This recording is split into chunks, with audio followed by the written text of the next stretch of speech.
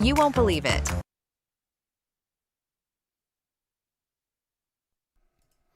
What's going on?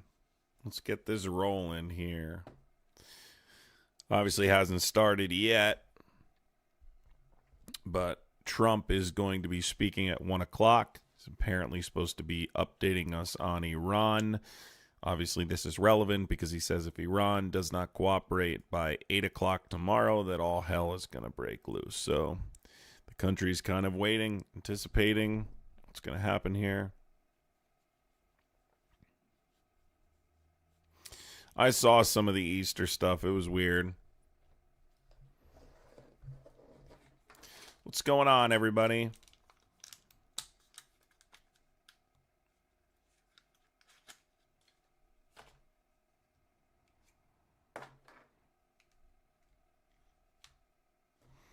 What is going on?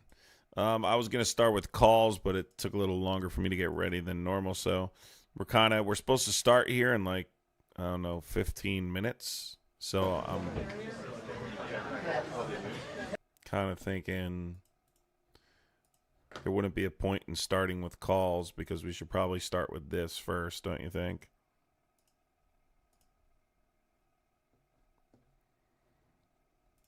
Let's see. This is going to be the one. I don't think this is going to be the one, though. Probably going to go through the White House so there's no commercials. Imagine being able to build an app with your name on it. No, nobody wants to build an app. Let's see. What are they holding up there? That's weird.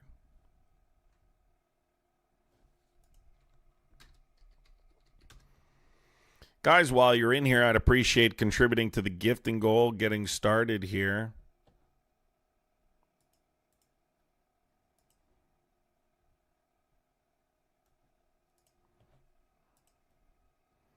We're kind of just waiting for this to start.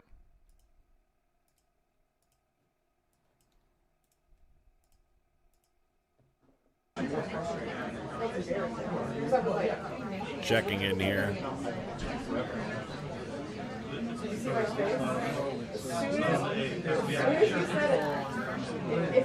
Maria, thank you for the $2 super chat, Maria. Let's go. Thank you, Maria. Key Cat with the $5 super chat. Let's go, Key Cat. Maria says thank you for showing up for us. No comment from Key Cat. Thank you, Key Cat. Sheffy, thank you so much for the $5 super chat. Appreciate you, dude. And Anna says starting off the goal. Let's go. Let's go. Let's see if we're going to get any answers here. Renee, thank you for being a member for 1 month. Guys, I'm just going to remove this for right now. Because we don't need...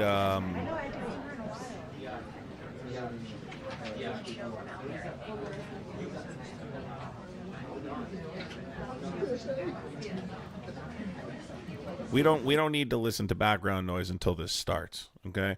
And we have 15 minutes, so let's I'm watching. It'll start at any moment here. Caitlin, thank you for the $5 super chat. Let's go, Caitlin. Appreciate you. Alicia, let's freaking go, Alicia. Let's go, Alicia. Pugs, Luna, and Spike, thank you so much. Love you too. Cassandra, great to see you too, Cassandra. What's everybody doing today outside of watching this? Who was in the YouTube? Who was in the TikTok stream this morning? Let's see who from the YouTube stream was in the TikTok stream this morning. Who in the YouTube stream was in the TikTok stream this morning? Similar callers, same type of stuff. Ethan, I'm not sure why you're feeding us that, but thanks for that information, Ethan. Appreciate that. We really needed to know that.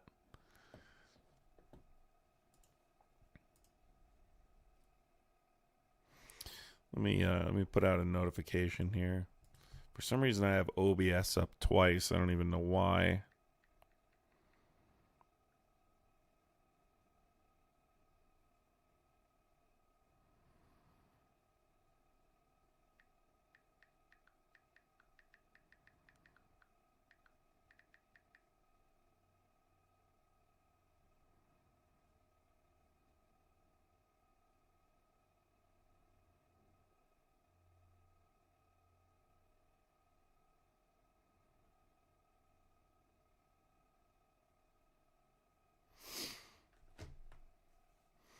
I was on YouTube, Tina, on my main account. I was on YouTube for several hours this morning from early this morning up until, I don't know,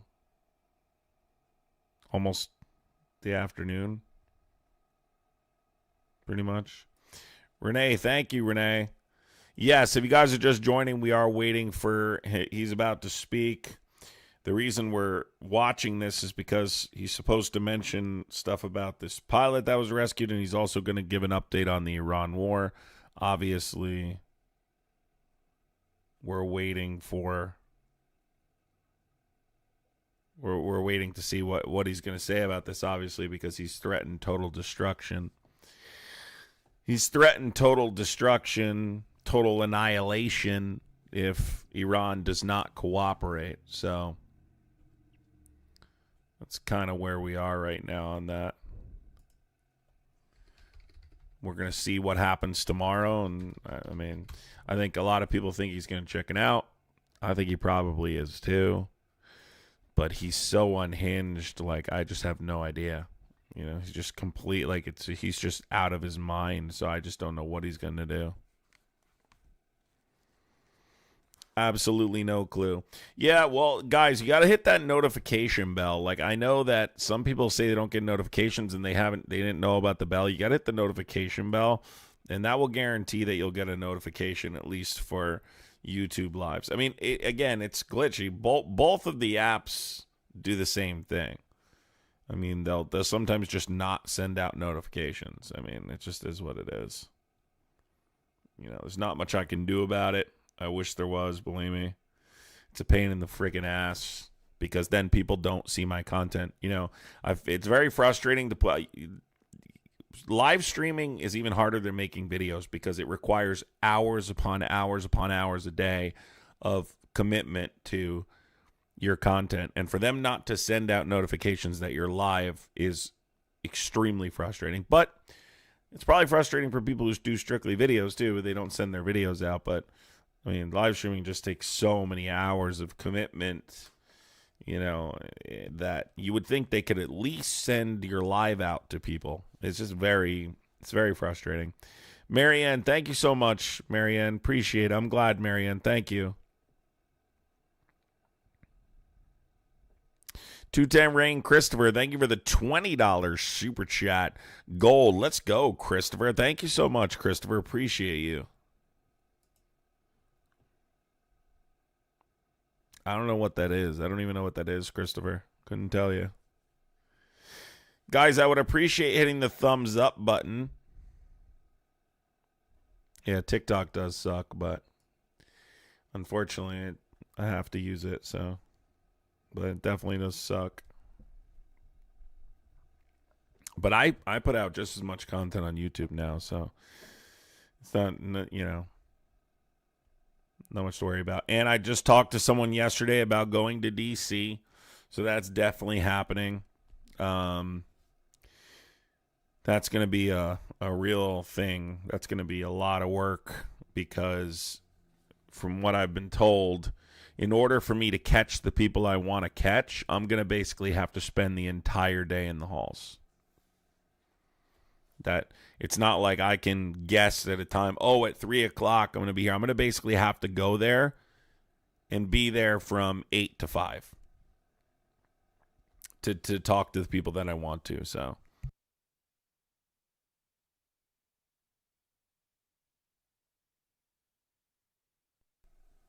it's going to be a lot of work, but you know, it'll be worth it. Tina, thank you so much, Tina. Appreciate you, Tina. Thank you for the support, Tina. Charlie Kirk, dude, you know what I was thinking about the other day with Charlie Kirk? And Tina, thank you so much. I don't want to really have a conversation about Charlie Kirk, but let me just say this really quick. Can you guys imagine? Can you imagine being Charlie Kirk and the like becoming a meme?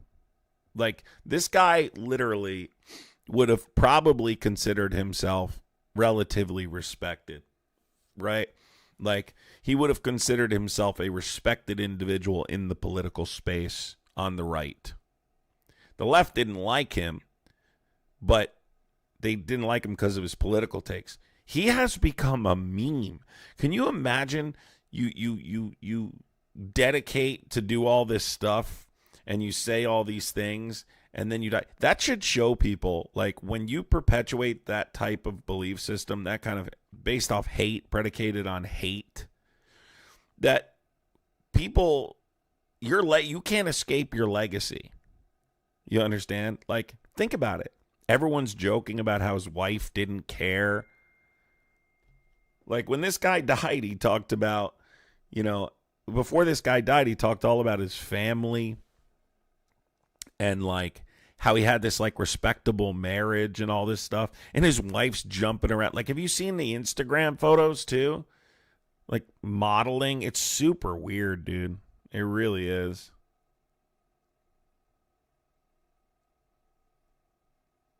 Emily, that I might be interested in that, Emily. Let me know. I might be interested in that.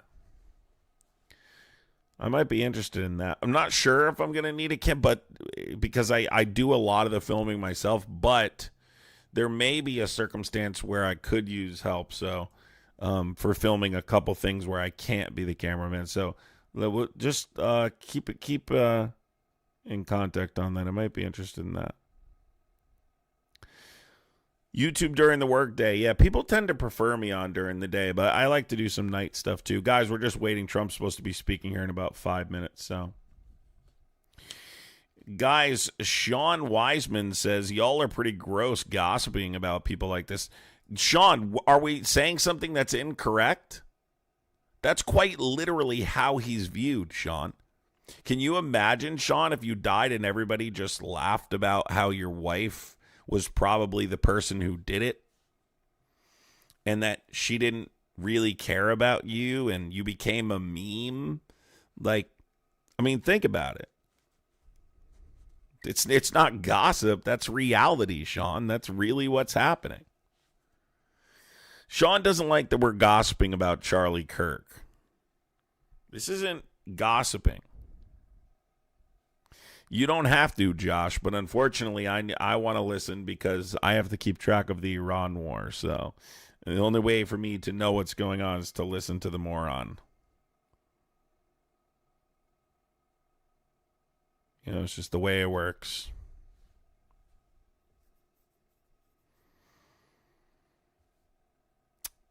Gas prices rising is due to the choking the Strait of Hormuz.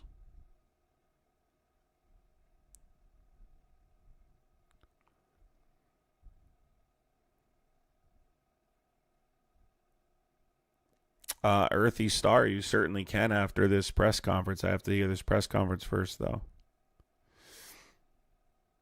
Z Core Alpha, thank you for the $9.99 super chat. Appreciate you. Thank you. Appreciate you. And Lorraine,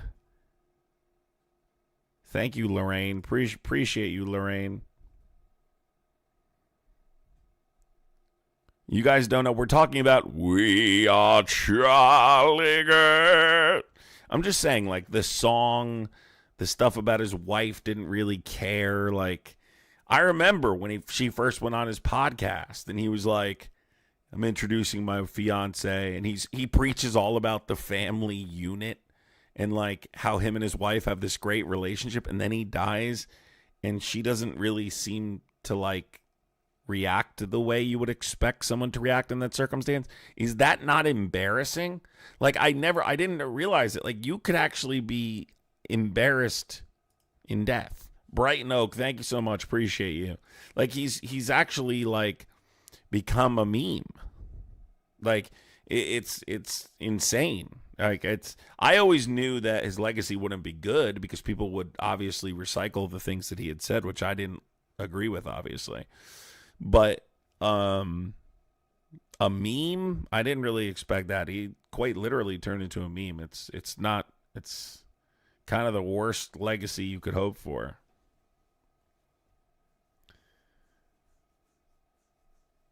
Stop with the Jesus crap, dude. Who said something? Oh, someone in the chat is saying Jesus loves you.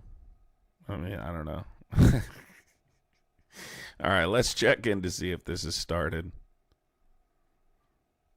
I want it to go directly from the White House, but I don't have to. Still hasn't started. Still waiting for it to start here.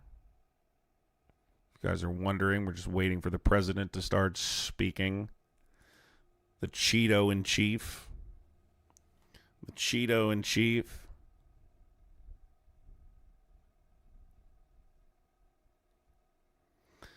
That's what it seems like, yeah. For sure. Right, Blight. I've seen that. I saw that video where she put the stuff in her eyes, yeah.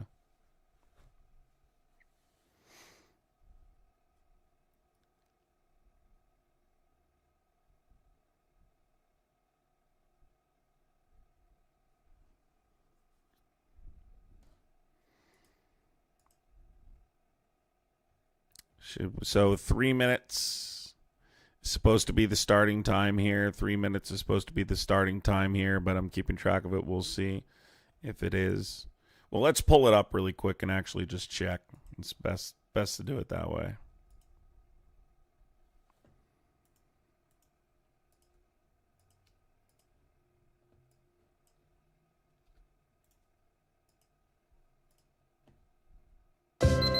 Most mornings start before the sun comes up, and I do it. That's not the right one. Tell me the White House is broadcasting this, please. God, they're so fucking lazy, dude.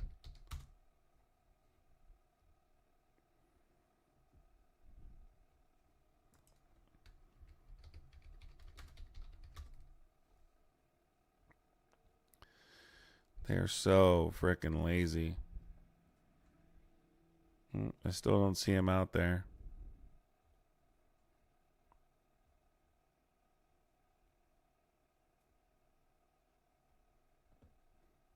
I did see the Easter egg roll and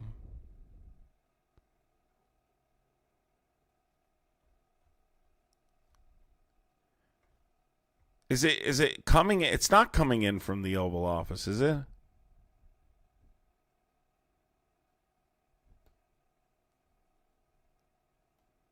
No. I thought it was, someone said it was the Oval Office. No.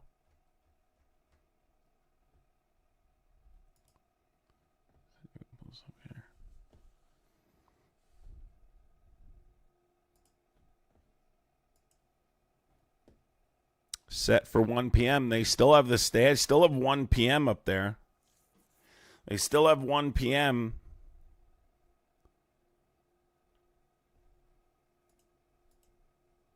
No, there are plenty of pro-Trump creators out there. The White House just posted soon. President Donald J. Trump holds a major news conference. Tune in live. You won't miss it. That is the White House saying that. Then why doesn't the White House have a fucking thing, stream up? Like, you think you'd have a stream up. Like, what the fuck? Oh, there we go. It's up. They just put it up. All right. There we go. Perfect. Just so I don't have to have this. I'd rather go directly here, not deal with any bull crap.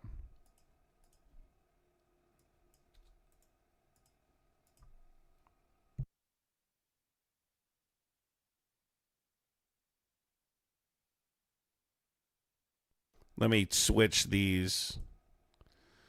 Let me hide this.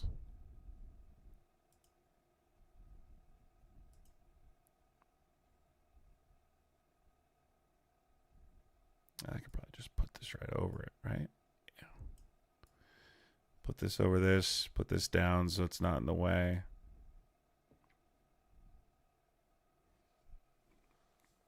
So that way you guys can see it. Yes, we are here, guys. Everybody hit the thumbs up button. Would appreciate it. Waiting for the Cheeto in chief to start speaking on the Iran war here. The White House says this is going to be a major announcement. Do I know if it's going to be a major announcement? I have no idea.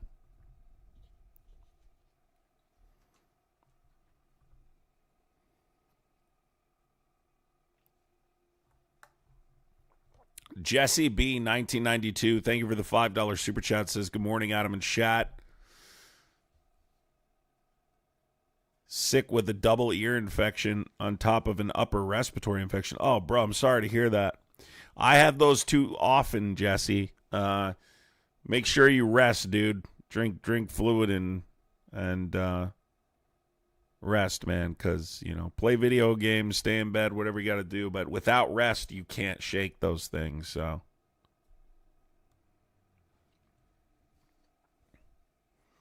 I call him Cheeto and Chief, yeah. Cheeto and Chief is better for me. Oh, I hate having those. When you get those double when you get ear infections, when you have like respiratory infections and you get an ear infection, it's literally awful. It sucks. I get it all. I have issues with stuff like that. I get them all the time.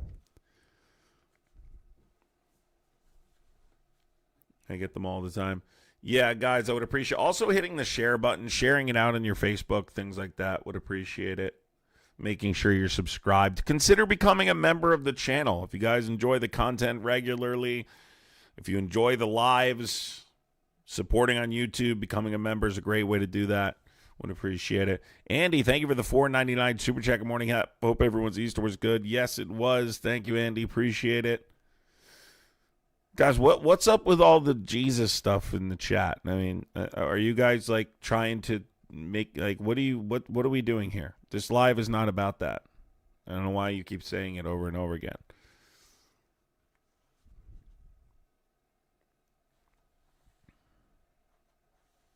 That's great. You believe in Jesus. Awesome. I respect your right to believe in whatever you want to believe in.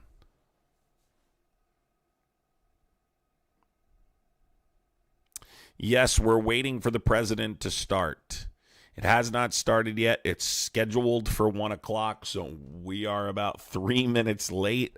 This guy is late all the fucking time, dude. It's insane. But yeah. Chrissy, thank you so much, Chrissy. Yes, become a subscriber, but also become a member. Member is paid. Subscriber is free. You guys can click the subscribe button for no cost. But becoming a member supports the content. Swole Owl says, doesn't matter how much you share a terrible opinion. People only follow and keep watching when you have something good to say. What? What is that? Are you trying? Is that like your attempt at an insult or something? The fuck you? They're only following you because you have something good to say. What?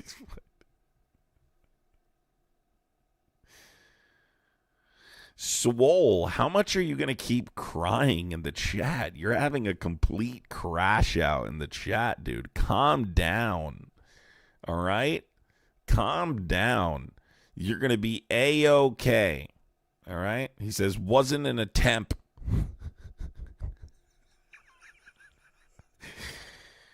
Look at this guy. Wasn't an attempt.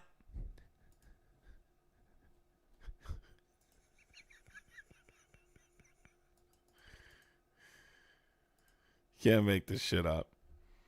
You just can't. Pugs and Luna Spike, thank you for the $1.99 super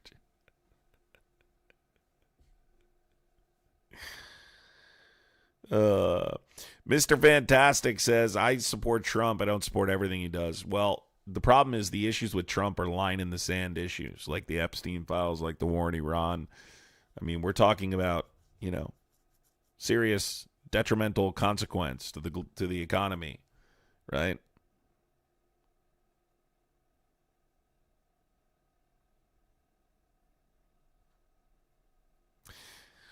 Oh, Lordy. Lordy. Guys, if you do, but make sure you are subscribed. We've started on YouTube a little over a year ago, and we're trying to build YouTube like TikTok and stuff. So make sure you are subscribed, because when I look at my my analytics, there are people who watch on a regular basis that forget to hit the subscribe button. So please hit the subscribe button. Where's the 7K Trumps that we're getting? You mean the 2,000 from the tariffs? Was it 2,000 from the tariffs, or was it 3,000 from the tariffs? 2,000 from the Doge dividends or something. Yeah, you're not getting those. You're not getting those. You're not getting those. There is no chat. You're not getting those. You're not. I don't hold your breath. Okay, it's not coming. I actually heard that Trump is only sending out those Doge dividends checks to people who identify as liberal. I actually heard that Trump is handing out the Doge dividend checks to anyone who identifies as liberal because Trump supporters don't need it.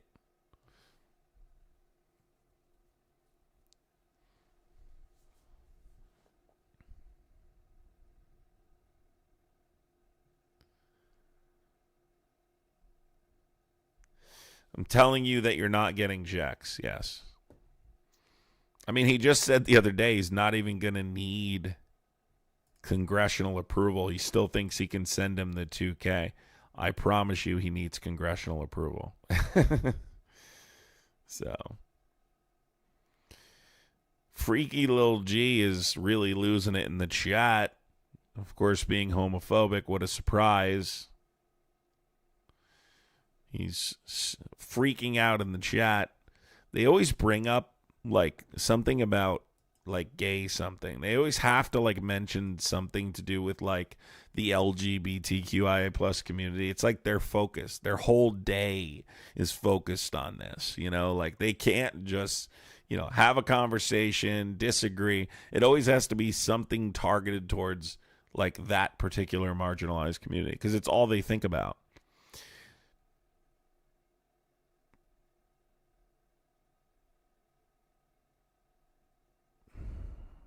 Insane.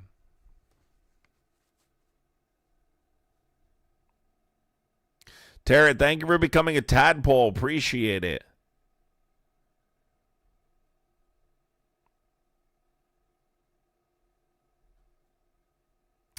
We do have a lot of members-only streams and stuff, too, like that. So you guys have access to members-only content, too. Laura, thank you for the $5 super chat. Says, watching NASA TV, getting ready for... Yeah, that's cool, Laura. You're a propagandist? Okay. I'm definitely not a propagandist, as I'm critical of the government. That's the opposite of propaganda. So you need to learn what propaganda is. Have a good day. Chrissy, thank you for being a member for 13 months. Here we go, guys. It's starting. Chrissy, thank you for being a member for 13 months. Says, love being a member. I can go back and watch videos from your streams. Thank you for all you do. Thank you, Chrissy. Appreciate you. Paul Leary, thank you for becoming a tadpole. Appreciate you guys. Here we go. I'm going to mute during this because I want you guys to be able to hear it. It's a great honor. It's a great honor to be with you and happy Easter. We had a great Easter. This is one of our better Easters, I think, in a lot of different ways. I can say militarily, it's been one of the best. So, good afternoon. We have quite a bit to discuss. We'll go into pretty good detail. And we have the people that are most involved. We'll give you exactitude. And we're here today to celebrate the success of one of the largest, most complex, most harrowing combat searches. I guess you would call it a search and rescue mission ever attempted by the military. Generally, when planes are knocked down in war, especially when you're fighting a strong group, an evil group, you can't really do this because you send in 200 men to pick up one, and it's something that's usually not attempted as much as you want to attempt. And bad things happen to that one or two. And in this case, we did two, and it might not have been attempted before, but we did. And we had great talent, but we got a little luck too, I would say. And we were helped by a lot of people, a lot of great people. And it was an honor to be involved with it. It's very historic. This is a rescue that's very historic. It'll go down in the books. Late Thursday night, an American F-15 fighter jet went down deep inside enemy territory in Iran while participating in Operation Epic Fury, where we're doing unbelievably well, well at a level that nobody's ever seen before. The entire country can be taken out in one night, and that night might be tomorrow night. Both members of the crew ejected from the aircraft and landed alive. On Iranian soil, I immediately was asked to make a decision. I ordered the U.S. Armed Forces to do whatever was necessary to bring our brave warriors back home. A risky decision, because we could have ended up with 100 dead as opposed to 1 or 2. It's a hard decision to make. But in the United States military, we leave no American behind. We don't do it. Within hours, our armed forces deployed 21 military aircraft into hostile airspace, many flying at very low altitude, being shot by bullets. You bring rifles into play when you're going that low, but there are also certain advantages. And in broad daylight over Iran for 7 hours, at times facing very, very heavy enemy fire. We have a helicopter that's got a lot of bullets in it. It's amazing.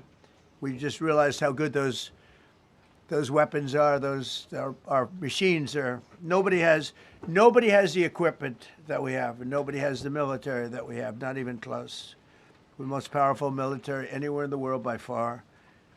The flight crews and warfighters aboard those aircraft took extraordinary risks to rescue their fellow service members.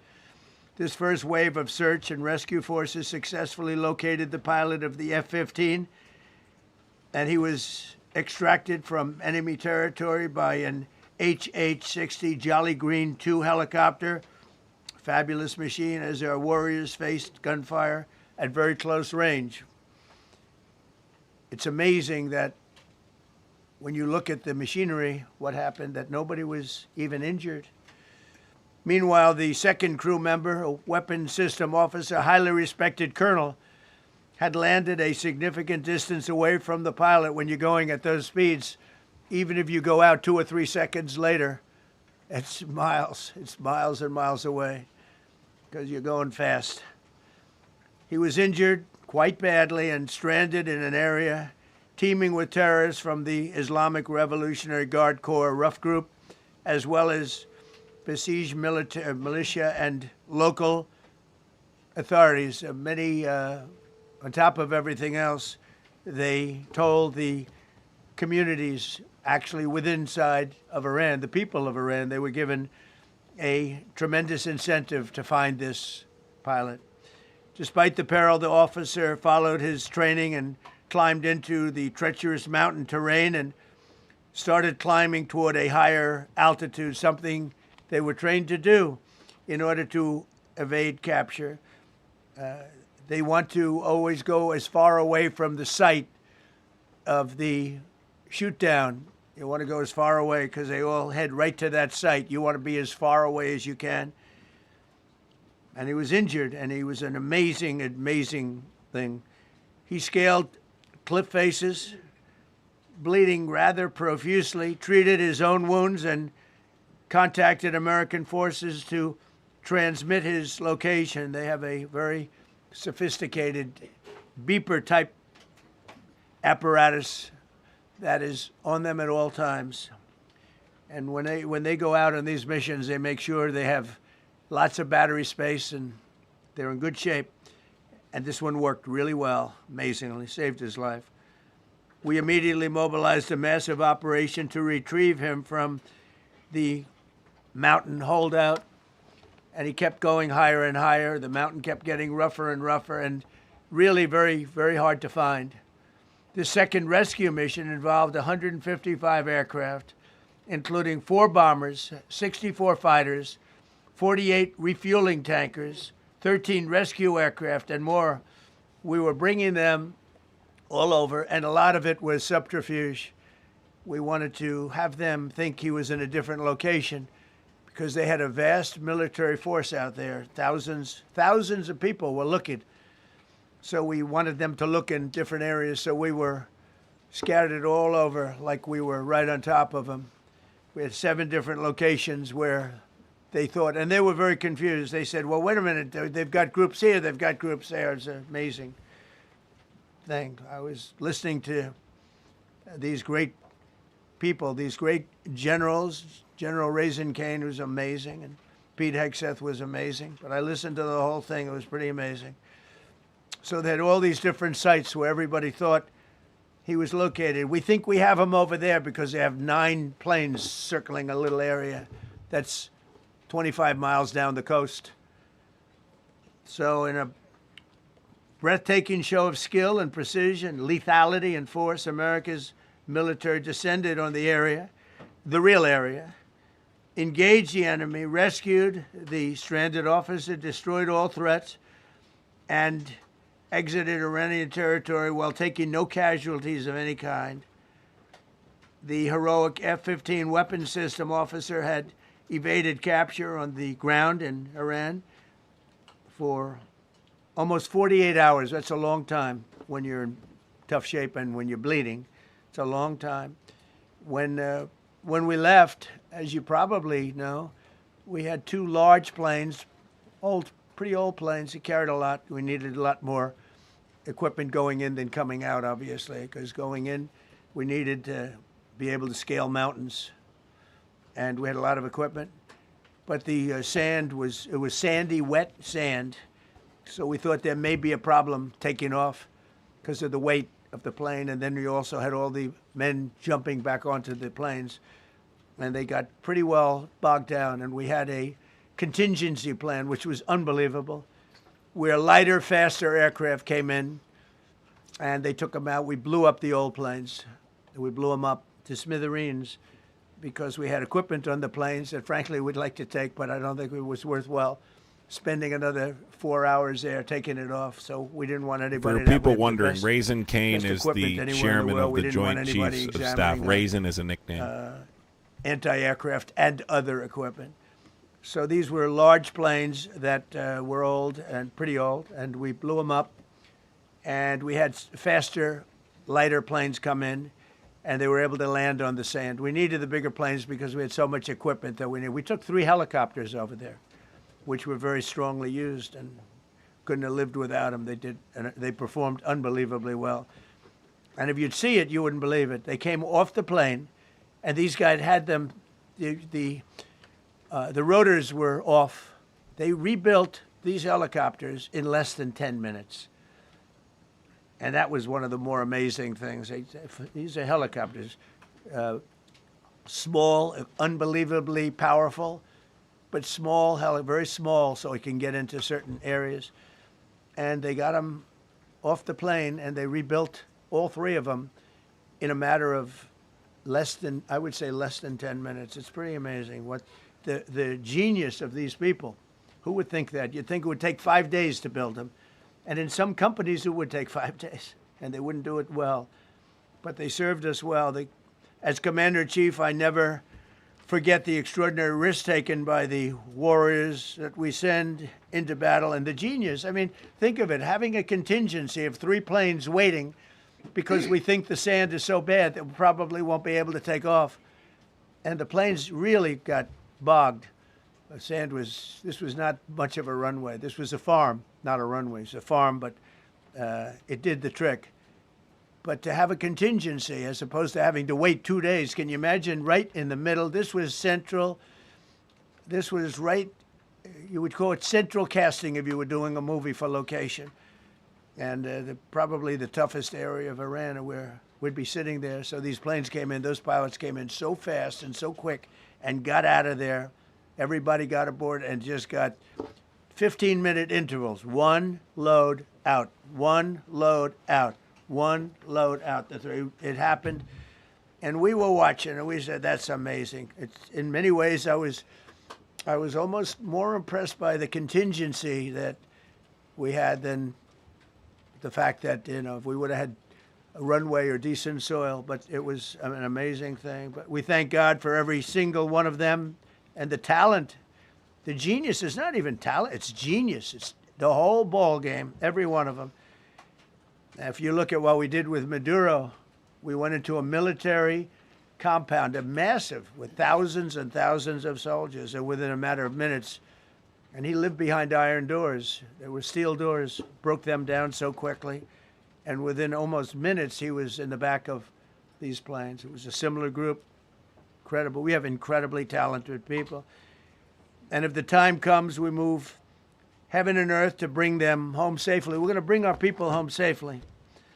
I want to thank every member of the U.S. Armed Forces involved in these historic operations. They really were historic. It's just not something that's done.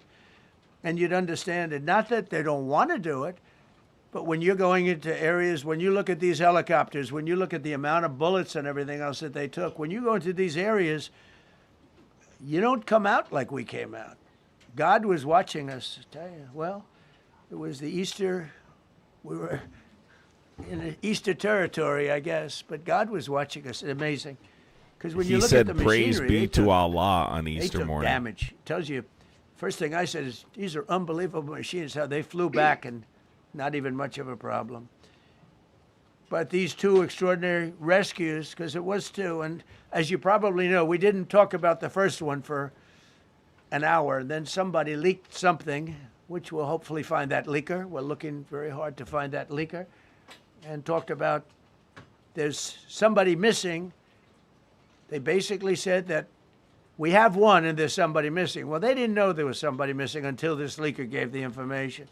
So whoever it was, we think we'll be able to find it out because we're going to go to the media company that released it, and we're going to say, national security, give it up or go to jail.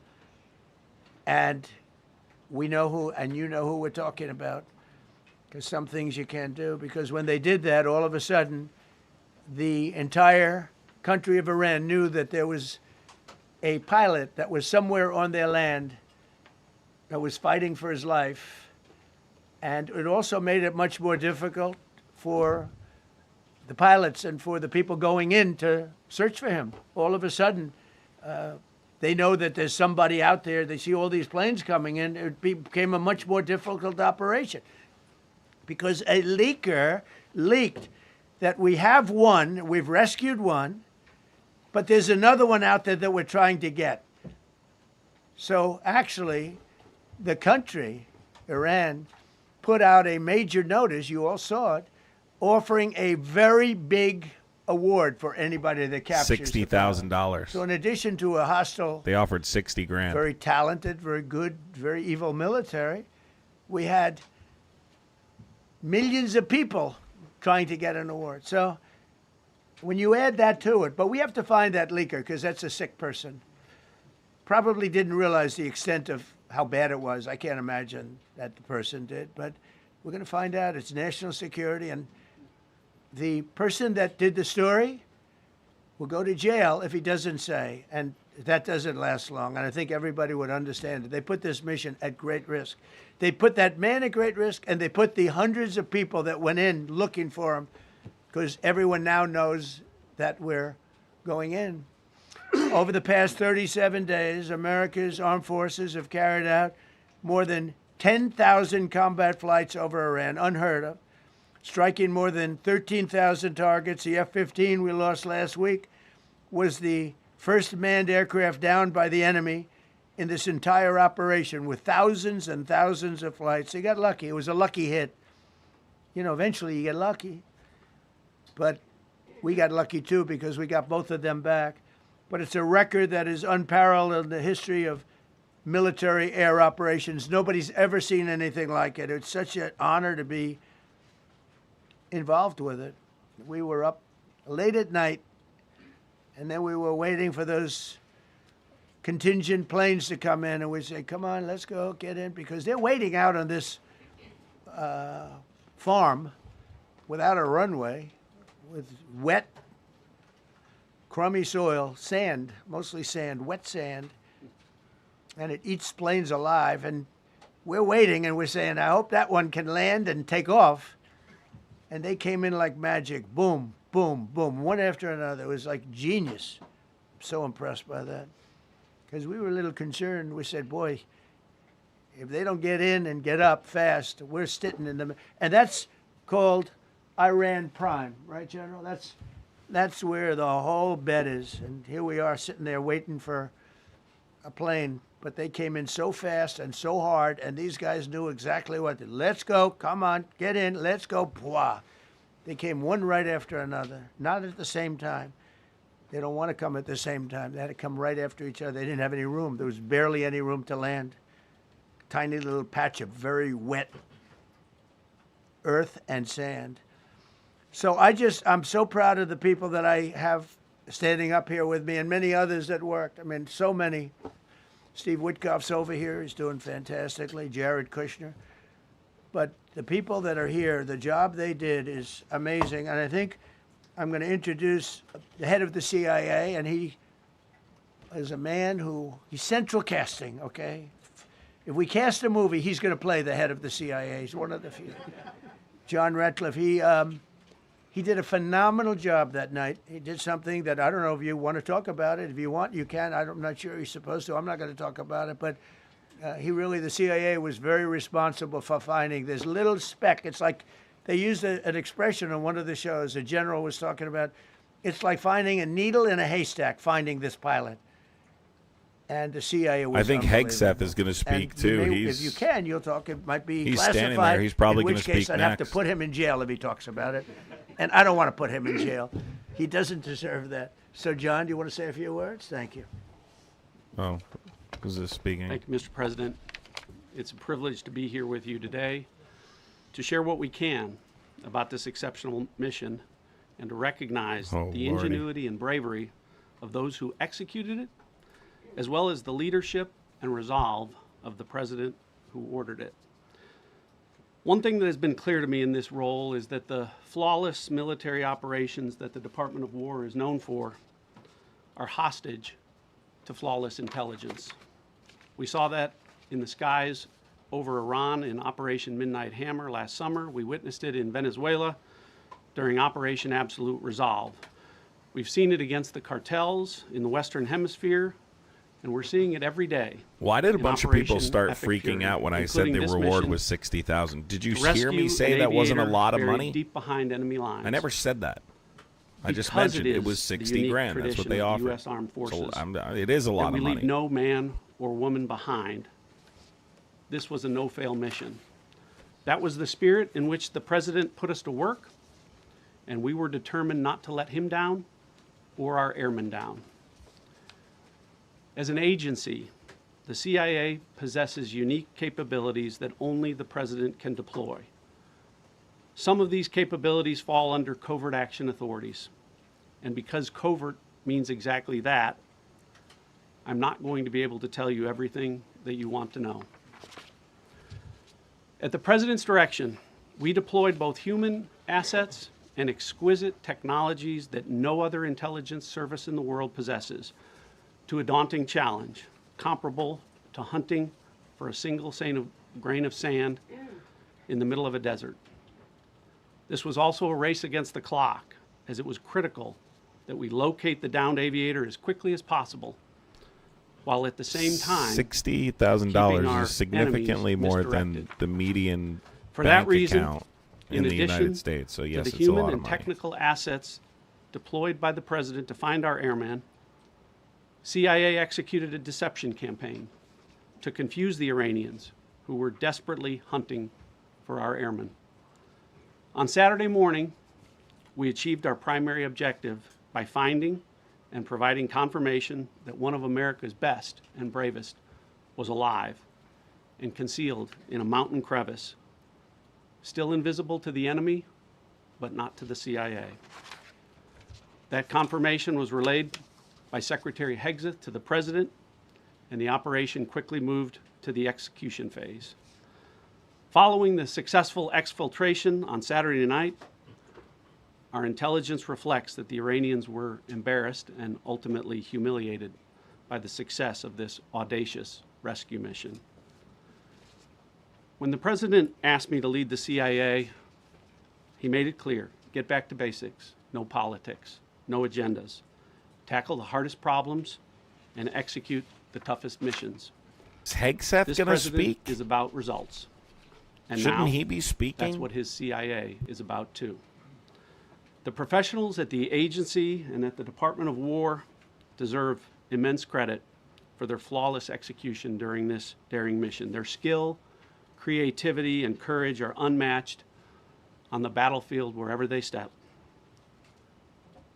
But none of that matters. And all of that is wasted without a president with the political courage to put them into action.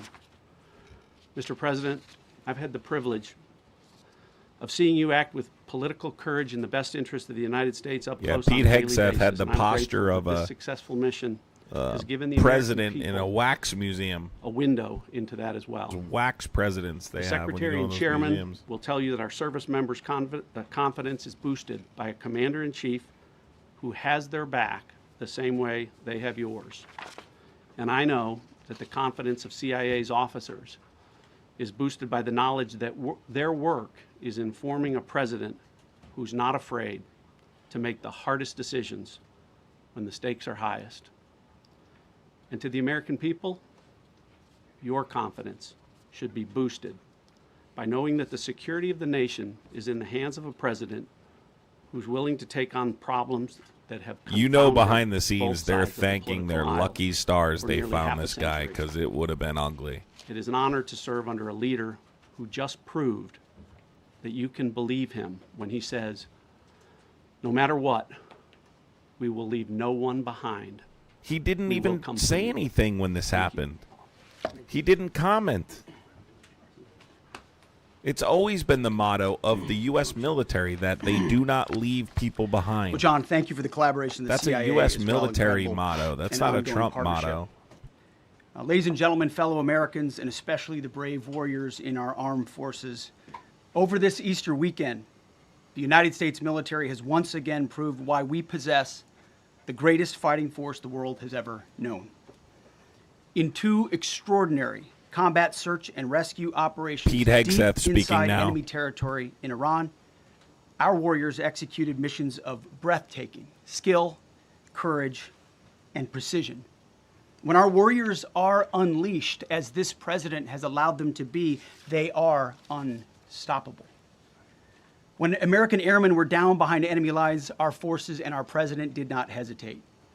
Special operators supported by elite air crews and intelligence professionals moved swiftly and decisively into treacherous mountain terrain under the constant threat of Iranian forces closing in.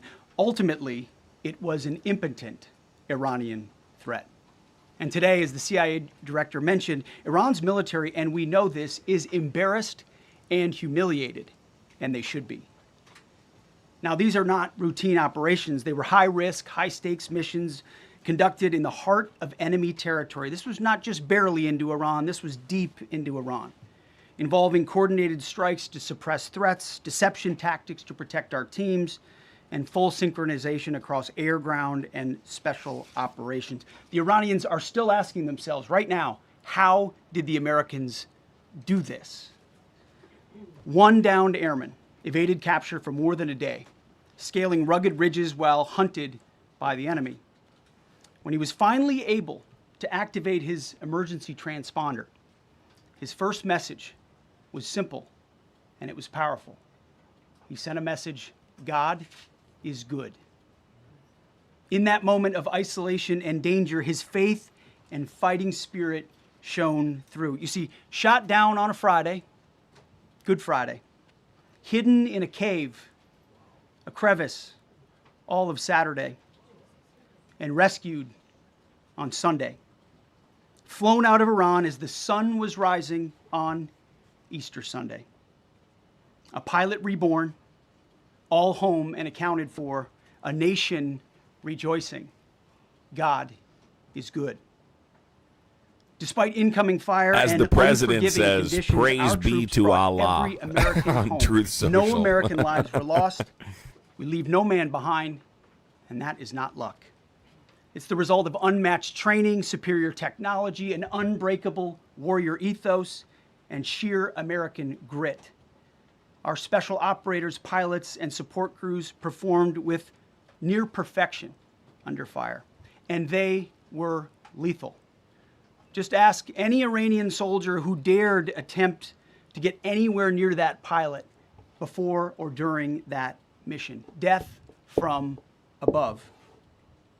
Our troops turned a potential tragedy into a resounding demonstration. Just of American breaking news, resolve the and IRGC capability. vows That's what that there's a excellence major in uniform retaliatory looks like. strike about to take place over the make no killing mistake of the about it. intel chief. If you don't know, None of this would have been possible Iran's without intel the chief courageous was killed by the leadership United and States and Israel. ironclad determination of President Donald J. Trump. From the moment our airmen went down, President Trump made it clear we will leave no one behind. The first mission, the first of two, was an audacious daylight thunder run right up the middle. It was authorized in less than 2 hours from that pilot going down when we knew where he was. And it was authorized in the middle of the night because anybody that's worked for this man knows he's up in the middle of the night. Authorized immediately, without hesitation, audaciously. The second mission, as soon as we knew where that pilot was, and John was certainly helpful in that, also executed immediately. Miguel, You know, I we looked don't up at say my screen when the final Christians mission don't was say complete praise inside our be to skiff, Allah. our Are you secure facility. Christian? Now you're saying it's running normal to VTC, say that? running Give me a break. coordination If cell. Biden said that, you would have And lost on top your of it shit. read 45 minutes and Imagine if 45 Obama hours said praise be and to 56 Allah. minutes. You guys would still be talking 45 about it. hours and Knock it 56 off. Don't minutes, be a we doink. held that call open for coordination. From the moment our pilots went down, our mission was unblinking. The call never dropped, the meeting never stopped, the planning never ceased. The president demanded rapid, decisive action. He backed our military with the full weight of his resolve, refusing to let enemy propaganda or tactical setbacks deter us. His leadership Sure, ensured buddy. that every lethal and non-lethal resource was brought to bear, that our forces had the authorities and the support they needed to succeed. When the president says he has the backs of our warfighters, he means it. And it means a great deal, and it's a big difference on the battlefield. President Trump understands that peace through strength is not a slogan. It is a doctrine that saves American lives. His unwavering commitment to rebuilding our military and restoring the warrior spirit has paid dividends in missions just like this one. Under his command, Chrissy, America let's projects go, power with Chrissy. confidence and brings our people home. Only a with minute left on the victory. gifting and that goal. continues today, by the way. Per the president's direction, today will be the largest volume of strikes since day one of this operation. Tomorrow, even more than today. Hegseth gets off And then on Iran this. has a choice. Hey, seriously, he Choose loves wisely. this. Because this president does not play around. You can ask Soleimani, you can ask Maduro, you can ask Khamenei. To those heroes who planned and executed these rescues, your nation stands in awe. I stand in awe. The chairman stands in awe. We all stand in awe of your professionalism and bravery. We serve for you. You embody the very best of America. To the rescued airmen and their families, welcome home. Your courage and endurance, the quiet declaration of faith amid the storm, Chevy, thank you for the $5 inspires super us chat, all. dude. God is good every day. And to our adversaries watching from Tehran, let this be a clear message. The United States military will go anywhere, at any time, to protect our own and complete the mission.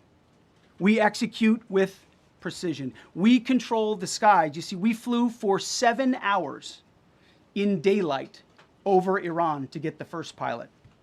And we flew 7 hours in the middle of the night to get the second. Thank And you, Iran ASM and Jess. did nothing about it. We fight with honor, and under President Trump's They leadership, did nothing about we it. win. They've shot God bless down, our troops. admittedly, God 16 bless aircraft. President Trump. 8 man. God bless the United States of America. Thank you. What does he mean they've done nothing about it? They shot down an afternoon, F-15E. everyone. Thank you, Mr. President. Thank you, Mr. Secretary. A note before I start, I know many of you want specific details in these briefings. We will share what we can, but I will retain what I must in the event that we have to go do this again sometime. And I cannot stress the importance, as the President said, around operational security. The Secretary and I will do a more detailed briefing tomorrow morning, and we look forward to sharing the details that we can. On Thursday, 2 April at 10:10 p.m. Eastern Time, Dana, thank you so 4:40 much in for the morning, Venmo, Dana. Local Iran time, the Joint Personnel Recovery Center, which handles the Central Command area of responsibility, declared an isolated personnel recovery event for a U.S. Air Force F-15E Strike Eagle call sign Dude 44, which was down in hostile Iranian territory. The pilot and weapons system officer had both safely ejected and were isolated behind enemy lines. Following confirmation of active rescue beacons and on the direction of the Secretary and by order of the President, a rescue operation was launched with the stated purpose of bringing both Americans home safely. As the Secretary said several hours later on the morning after positively locating the front seater, call sign Dude 44 Alpha, and aware of an aggressive ongoing search by the enemy, a U.S. Central Command plan was approved by the Secretary and the President. Shortly thereafter, a U.S. Air Force Combat Search and Rescue Task Force, comprised of A-10 Warthogs in their Sandy role, and I'll describe what that is in a minute, HC-130 combat I don't hate King America, 2s, John. I love the Jolly United Green States 2 of America. helicopters, You hate and America. Air Force Not Special me. Warfare Airmen, a package comprised of combat rescue officers and pararescueman operators, audaciously penetrated enemy territory in broad daylight to find, fix, and recover Dude 44 Alpha from behind enemy lines. This was an incredibly dangerous mission, an incredibly dangerous undertaking, but a filled promise made to every American warfighter that you will not be left behind. We will always come find you, and we will always bring you home. Over the next hours, the Search and Rescue Task Force crossed the beach, entered into Iranian airspace, protected by a fighter strike package, and moved into the objective area, all under fire. En route, as some of you have seen on social media, the helicopters took gas off the C-130s and pressed onward and forward up into the objective area. While this was Yeah, the comments ongoing are and out funny in as front of fuck. them, The the comments are Sandy flight of hilarious. A-10s and other remotely piloted aircraft, drones, and other tactical aircraft were violently suppressing and engaging the enemy in a close-in gunfight to keep them away from the front seater and allow the pickup force to get into the objective area. During this engagement, one of the Sandy aircraft, the one primarily responsible for communicating with the downed pilot, was hit by enemy fire. This pilot continued to fight, continued the mission, and then upon exit, flew his aircraft into another country and determined that the airplane was not landable. This was one of our A-10 Sandy aircraft. The pilot then made the decision to eject over friendly territory and was quickly and safely recovered and is doing fine. After picking up Dude 44 Alpha, the HH-60 Jolly Green fight was engaged by every single person in Iran who had a small arms weapon. And one of the aircraft, the trailing aircraft, took several hits. The crew sustained minor injury. Thank you, Nerdy. And they are going to be fine. A note for those of you that do not know what a Sandy does. Named after the flight call sign that did this very mission in Vietnam, flying A-1 Sky Raiders and A-7 Corsairs, a Sandy has one mission: get to the survivor, bring the rescue force forward, and put themselves between that survivor on the ground and the enemy. They are committed to this. This is what they live for, and this is what they've trained for over many, many years. The A-10 force and the rescue force did a fantastic job rescuing Dude 44 Alpha. He was recovered Friday afternoon. As I said, and the nation needs to know this, this was an incredibly brave and courageous mission, and a testament to the courage, skill, and tenacity of the joint force and our leaders. And especially a daylight option, having the guts to try, means so much to so many. Meanwhile, the backseater, as the President and the Secretary have said, had continued to work and survive. Through the hours of daylight, Dude 44 Bravo, the backseater, evaded. Using every means available, the efforts of the United States military, the Central Intelligence Agency, and others were attempting to find and locate with precision Dude 44 Bravo, the backseater. A note on the backseater and the front seater. The single most important contributor to a successful rescue operation is the spirit of attack inside the heart of that downed aviator. Their will to survive, their will to evade, their will to recover is everything. In this case, the backseater's absolute commitment to surviving made much of our efforts possible. On Saturday, 4 April, after establishing positive communications with the backseater, we learned, as the president said, that he was injured and actively evading enemy forces. And thanks to our interagency partners, we were able to get eyes on his location and positively ID him. Throughout this entire time, the enemy force continued to search for 4-4 Bravo, and the joint force continued to strike them over and over and over again. Fighting off marginal weather in Iran and the enemy's search for a second time on Saturday, at the recommendation of the CENTCOM commander and at the approval of the Secretary and the President, we launched a rescue task force to recover Dude 4-4 Bravo. Again, this came to the President and the Secretary for approval, this time with a much larger force package based on the time that the enemy had to prepare to find 4-4 Bravo. Again, this force was protected by A-10 Warthogs using the Sandy call sign.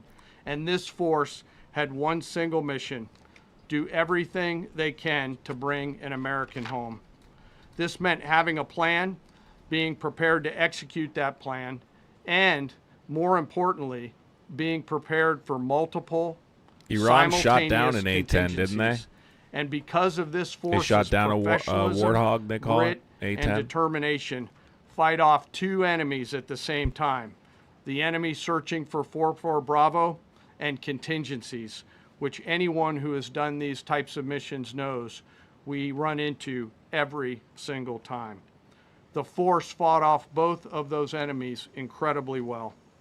During the period of darkness on Saturday, They admit to and as the Iran. Secretary said, They into admit to Easter Iran Sunday shooting down at and least into the 16, daylight, but we the don't have force a. fought its way in and We don't have rescued like an updated Dude 4-4 number. Bravo. You know, they keep that They information were private for the protected most part. overhead But yeah, by it's- an it's air at least armada, 16 US including aircraft, tactical at least. drones, strike aircraft, and others. The force fought through multiple simultaneous contingencies, something no other nation, no other military can do, and safely returned Dude 4-4 Bravo, the backseater, home, and all other Americans home as well. At midnight 12 local Eastern time, Easter Sunday, more than 50 hours after the start of this operation, the Joint Personnel Recovery Center declared Dude 4-4 Bravo, both the front and backseater, returned to friendly territory. The courage demonstrated by both the pilot and the weapons system officer while isolated and them invading the enemy cannot be overstated. Their grit and warfighting tenacity is a direct result of the absolute trust they have in our rescue forces, their training, and their will to survive and return. They always knew that we would be Guys, ordered to the go call get them, sign is and they Sandy always because knew the that Trump we would be presidency coming to feels get them. like when you These leave two the beach and you have operations sand in your reflect our bathing nation's suit. most sacred why they- obligation that's to why our they're using that military call service sign. members. Because that's We what leave no one behind his presidency reminds It us also of. perfectly captures A sandy the first crotch. truth of our special operations forces, that people are more important than hardware. That is the standard we live by, and the rescue forces that execute these missions operate under a clear motto: these things we do that others may live. Their actions were a direct embodiment of that commitment to others, and I could not be more proud of each and every one of them today. As the Secretary said to our enemies, this operation serves as a clear reminder of the capability and will of America's joint force. The United States of America will recover our warfighters anywhere in the world, under any conditions, when we want to. We will always bring overwhelming skill and firepower. To every member of the joint force, our interagency partners, the leadership at CENTCOM, and our leaders at the department and above, thank you. I'm proud of each and every one of you and thankful to our deployed forces and their families. And lastly, Who shouldn't and even most be there, by the importantly, way. to Dude 44, welcome home. Job well done. Thank you.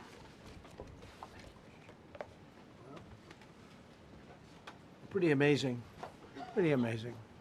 And Is he going to take questions after From that? day one, they've been This is perfecto. this I is got to know pure propaganda, man. General Kane. This is pure first term, propaganda, because folks. He was able to take out ISIS in 4 weeks instead of the 4-year projection. MAGA has their marching that was orders given now. to me by other much lesser generals. I said, if I ever do this again, that's going to be the head of my Joint Chiefs of Staff. And we worked it that way, didn't we? It's amazing. He took out ISIS. We defeated ISIS in 4 weeks. I was told it would take 4 years. I flew to Iraq to find out with the greatest equipment in the world, why would it take 4 years? And he told me, sir, it won't. It'll take 4 weeks and you'll have time left over. And that's exactly what happened. Sir, He's do going you to want a beat- Big Mac, All I can sir? say is that he was treated very unfairly. Unbelievable. And It's now so those same true. people that treated him unfairly, that fought against him, that called me up saying, what a great choice he was. They said, well, what happened during his nomination? What happened to you? I'm telling you, people that were not for him, senators, friends of mine, sir, I don't think you're doing the right thing. Now they're calling me up. What a choice. Sir is These his guys are tell. It means he's fantastic. lying. And Whenever John he says Ratcliffe was sir, it's incredible. his It tell. was actually their genius that called us from, he was 40 miles away. And he said, we're seeing something moving up in the mountain. This is at night. And they kept the camera on him for 45 minutes. It wasn't moving. And they said, probably wrong, but we're seeing something moving. This is a vast mountain, vast, thick, with bushes, trees. He said, we see something moving 40 miles away. It was the head of a human being, I'm telling you, it's moving. And then all of a sudden, 45 minutes later, he moved a lot. Stood up, and they said, we have him. Didn't they just That say was really stop revealing information beginning for of something operational incredible. We security had an idea 5 where he seconds was, but ago? Not specifically. It's a big mountain. So I want to thank the CIA, too. I don't think they get enough credit. Oh, yeah, for the they great definitely job they've don't. done. Yes, please. Yeah, they're definitely great. Thank you very much, Mr. President, for this great opportunity. He's taking questions. Ooh, here we go. Country it has super army. You make a difference, Mr. President. Thank you for your greatest leadership. Thank you. I have 2 quick questions, Mr. President. What was your reaction when you learned that Kurdistan region had resumed exporting oil to the international market with your support as United States of America? Well, I expected that. We've gotten along with the Kurds for a long time, so I expected that. Another question, what would be your reaction if the Iranian people rise up against their regime during a ceasefire, Mr. President? Well, they should do it, but again, the consequences are great. I mean, they were told if you protest, you will be shot immediately. You saw what happened to the young wrestler. He was a great champion, by the way. He was a great wrestler, one of the top in the world. And he and his 2 friends were hung. And all they did was say a little bit about liberty. They wanted liberty, and they were violently executed. But the number is up to probably 45,000 people were killed. So, when somebody stays in a house, when they know if they walk out of the house to protest, they'll be immediately shot and killed. And they issued that, that was publicly issued. It's not a secret. That's why so many people say, oh, well, why are you doing this way? We can't let Iran have a nuclear weapon. We got regime change. We do. We're dealing with a much different regime than before. We're dealing with different people. They're smarter. I think they're sharper and far less radical. We have regime change, but we didn't do this for regime change. We did it for the fact, and my view was very simple. I saw somebody said, oh, he doesn't have a plan. I have the best plan of all, but I'm not going to tell you what my plan is. They want me to say, here's my plan. We're going to attack at 9:47 in the morning, and then we're going to do this, and then we're going to... That's what you And did if with don't do that, Operation they say, Midnight "I have a Hammer." plan." These people know what the plan is. Everybody here knows what the plan is. But it's very unfair to say we don't, because I don't mind being insulted. I've been insulted for many years by the fake news, but you can't. It's so bad for the people that are so pro. You just saw two great, and John Ratcliffe, three unbelievable people. They have a plan. It still pops every up even if the single goal thing has ends been thought out by all of misperception. us. So it should have. But It would have I popped can't up if reveal it the did. I plan to think. the media.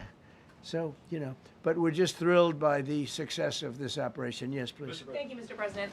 You've said Iranians would be mad if you stopped these attacks, but why would they want Yeah, to it's blow their up their misperception. I got it. to Thank cut you. off their power? Wouldn't that be punishing Thank you, misperception. Iranians for the actions of the regime? They would be willing to. They would be, and it's suffering. They would be willing to suffer that in order to have freedom. The Iranians have, and we've had numerous intercepts. Please keep bombing. Bombs that are dropping near their homes. Please keep bombing. Do it. And these are people that are living where the bombs are exploding. And when we leave and we're not hitting those areas, they're saying, please come back, come back, come back. These are the people. I don't know what they do. All I can tell you is they want freedom. They have lived in a world that you know nothing about. It's a violent, horrible world where if you protest, you are shot. Remember the great woman protests where they had 400,000, 500,000 women, and they were all enthused and they were going to protest, and everybody said, oh, the regime's going to come to an end. And then all of a sudden, boom, boom, 5, 6 different areas. A woman would go down right between the eyes. They had snipers. They had 5 snipers. That's all it took. And those 400,000 or 500,000 women said, oh my God, what's that? Oh, look over there. What's that? A woman shot right between the eyes. And after 5 or 6 of them go down, then you start hearing the purr through the vast number of people. And then they said, oh my God, who would do that? And they're incredible people, but they've lived so horribly. They've lived so horribly. You know, Iran was a great country if you go back 25 years ago or so. The Persian people, they're incredible, smart, brilliant, actually. And I know so many. I know coming from New York, originally, I know so many people from Iran. They're incredible people, incredible energy, and very, very brilliant people. But when you're standing in a group and protesting and you have a woman, in the case of the woman, remember the Great Woman March, everybody was saying, oh, this is the end of the country. And then snipers selectively picked. Every single one was shot right between the eyes from a long distance. They were on top of buildings. I don't understand this because liberation is not an objective of the war. So why is he talking about liberation? Recently, you're just weaponizing the fact that they're oppressed to justify. You argue there's a hostility defense. And hitting women. And when they see people go down, and all of a sudden there's a riot in the reverse direction, and they never came out again. And a lot of the news doesn't talk about that. They talk about, oh, women's rights. You want to see women's rights? You're not going to see it there. It's amazing when I see some of the stupid people like, AOC plus 3, all that group. They talk about, oh, freedom for Iran. They don't tell you the real facts. Women, men, gays. How about gays for Iran? They kill the gays. They throw them off buildings. So I wonder what's going on. My God. I can only say this. They want us to keep bombing, even if it jeopardized, because their life is in much greater danger. They want freedom for Iran, but it's very hard for them to protest. I actually tell them, I said, don't go out. I fully understand. Nobody in this room would go out. I don't think there's any, because frankly, it's not a question of bravery. We're all brave, right? You're brave, I'm brave, we're all brave. But we're also intelligent. If you have people shooting at you, expert shots with the best rifles you can get, and hitting you right between the eyes every single time, and you're looking here and you're seeing and you're looking here, you're out of there. I don't care who it is. Please. Mark Meredith, Fox News. I know that. Oh, thank you. How would I know that? Go ahead. America's watching. No. Good job. Can we go back to the weekend? First off, was everyone on board with the operation, or were there people that were trying to talk you out of going through with the operation this weekend? Not everybody was on board. Somebody else within No, you? there was military people, very professional, that preferred not doing it. These two were totally on board. which was very important. If they weren't, I would have had a little difficulty. But no, there were military people that said, you just don't do this. You don't go into the heart of a very powerful military. You know, this is, hey, you have countries and countries. You have some countries where military is not their strong suit. This whole thing is militarized like nobody's ever seen before. Half the people are wearing uniforms. And we had people within the military. Usually it's not done. That's one of the reasons. You know, I was surprised. Somebody said it's the only time it's ever been done. I said, that's not possible. But it is possible because you're going into hundreds of thousands of soldiers along the path. I mean, look at some of the helicopters, how they got hit. So, yeah, there were people within the military that said it's a wise. And don't forget, how many men did you send altogether, approximately, for the operation? I'd love to keep that a secret. Okay, well, we are. They've But had I will to tell tell him you, 5 times the about number, I'll operational keep it a security secret, through the but it course of was this hundreds. presser. And hundreds of these people, it's pretty good. Is he central casting? But He loves that hundreds central of casting people term, too. went into this journey. Hundreds of people could have been killed. Forget about the equipment. A lot of equipment. Nobody cares. Hundreds of people could have been killed. So we had people that were within the military that said this is not a wise, and I understood that, but I decided to do it. Was there a point that that you were thinking there's too much on the line, and somebody was saying maybe we abort this now and wait? I mean, given the resource, like the general said, it seemed like there was so much on the line here. You must have been thinking this could have completely changed. So the next the 3 first years. one, which was in many ways as dangerous as the second, I guess it gets, because we're flying over daylight. You know, we're the best at the world at night. We have goggles that nobody. We have goggles. I've tried them. They're unbelievable. I see better with the goggles at night than I see without them during daylight. I mean, daylight today, we have a beautiful day. You see just as well with goggles. In many ways, it's enhanced. So we have the best in the He world. tries those So it's goggles much out in the safer us halls to- of the White for us to House do it after at midnight night. when he's Whereas other after people, he's no done other country has truthing. that capability. They don't have. Thank they don't you, have that Kat. particular piece of Appreciate you, equipment Kat, like for we being do. a member for 12 months. But Let's go. When I was told flying and in daylight, I think we flew 7 hours over Iran, and that's a long time, over unbelievably hostile territory where they have nothing but weapons. We took out their anti-aircraft, which is great. We took out their radar, which is great. We took out a lot, but they still have, you know, what hit this one was a handheld shoulder missile, heat-seeking missile. So it's not like, you know, they're totally whatever. And they had probably a little luck because you got to get lucky. But they shot it, and it got sucked in right by the engine. But these guys were out of there. They were great. Their timing was great. But no, I was told that this is a very dangerous mission. I understand. They didn't say it's a foolish mission. They said, you know, we're going to be sacrificing hundreds of people do this. This is, I mean, you have tankers that are flying over this area so that because the flight was so long, they had to refuel. It's a very dangerous mission. I just felt it was worth it. If you would have told me that we would have been successful, gotten both, and nobody was even essentially He's trying to injured, make this some I would have said that would heroic be impossible. decision Yeah, he but- made to go get. Of course, you go get him. Thank you, sir. well, Every military asset given is that dedicated to you are now retrieving dealing, you say, with a a more soldier or a reasonable, pilot or anyone in the less, circumstance like that's the extreme military's leadership in motto. Iran. No What man does left that mean behind. for the protesters, for the human rights movement in He's that making it country about after this himself, conflict? Well, like he right. does with everything Yeah, else. If they assume control, if we do something and they assume control, I think it's very positive, a big step. I don't think you'd see the radicalization that you have seen in the last. Look what happened. I mean, women are being executed because they're not properly clothed, they say. They're not properly clothed, and they execute the women. They shoot them right on the street. No, you have a much different group of people. Now, I'm not saying we are dealing with them. Essentially, they have till 8 o'clock tomorrow night, Eastern time. But we are dealing with them. I think it's going well. Mr. Witkoff is here, and JD's involved in the dealing. Mr. Witkoff is sitting right here, and I think it's going fine, but we'll have to see. You have to understand, we've been dealing with these people for 47 years.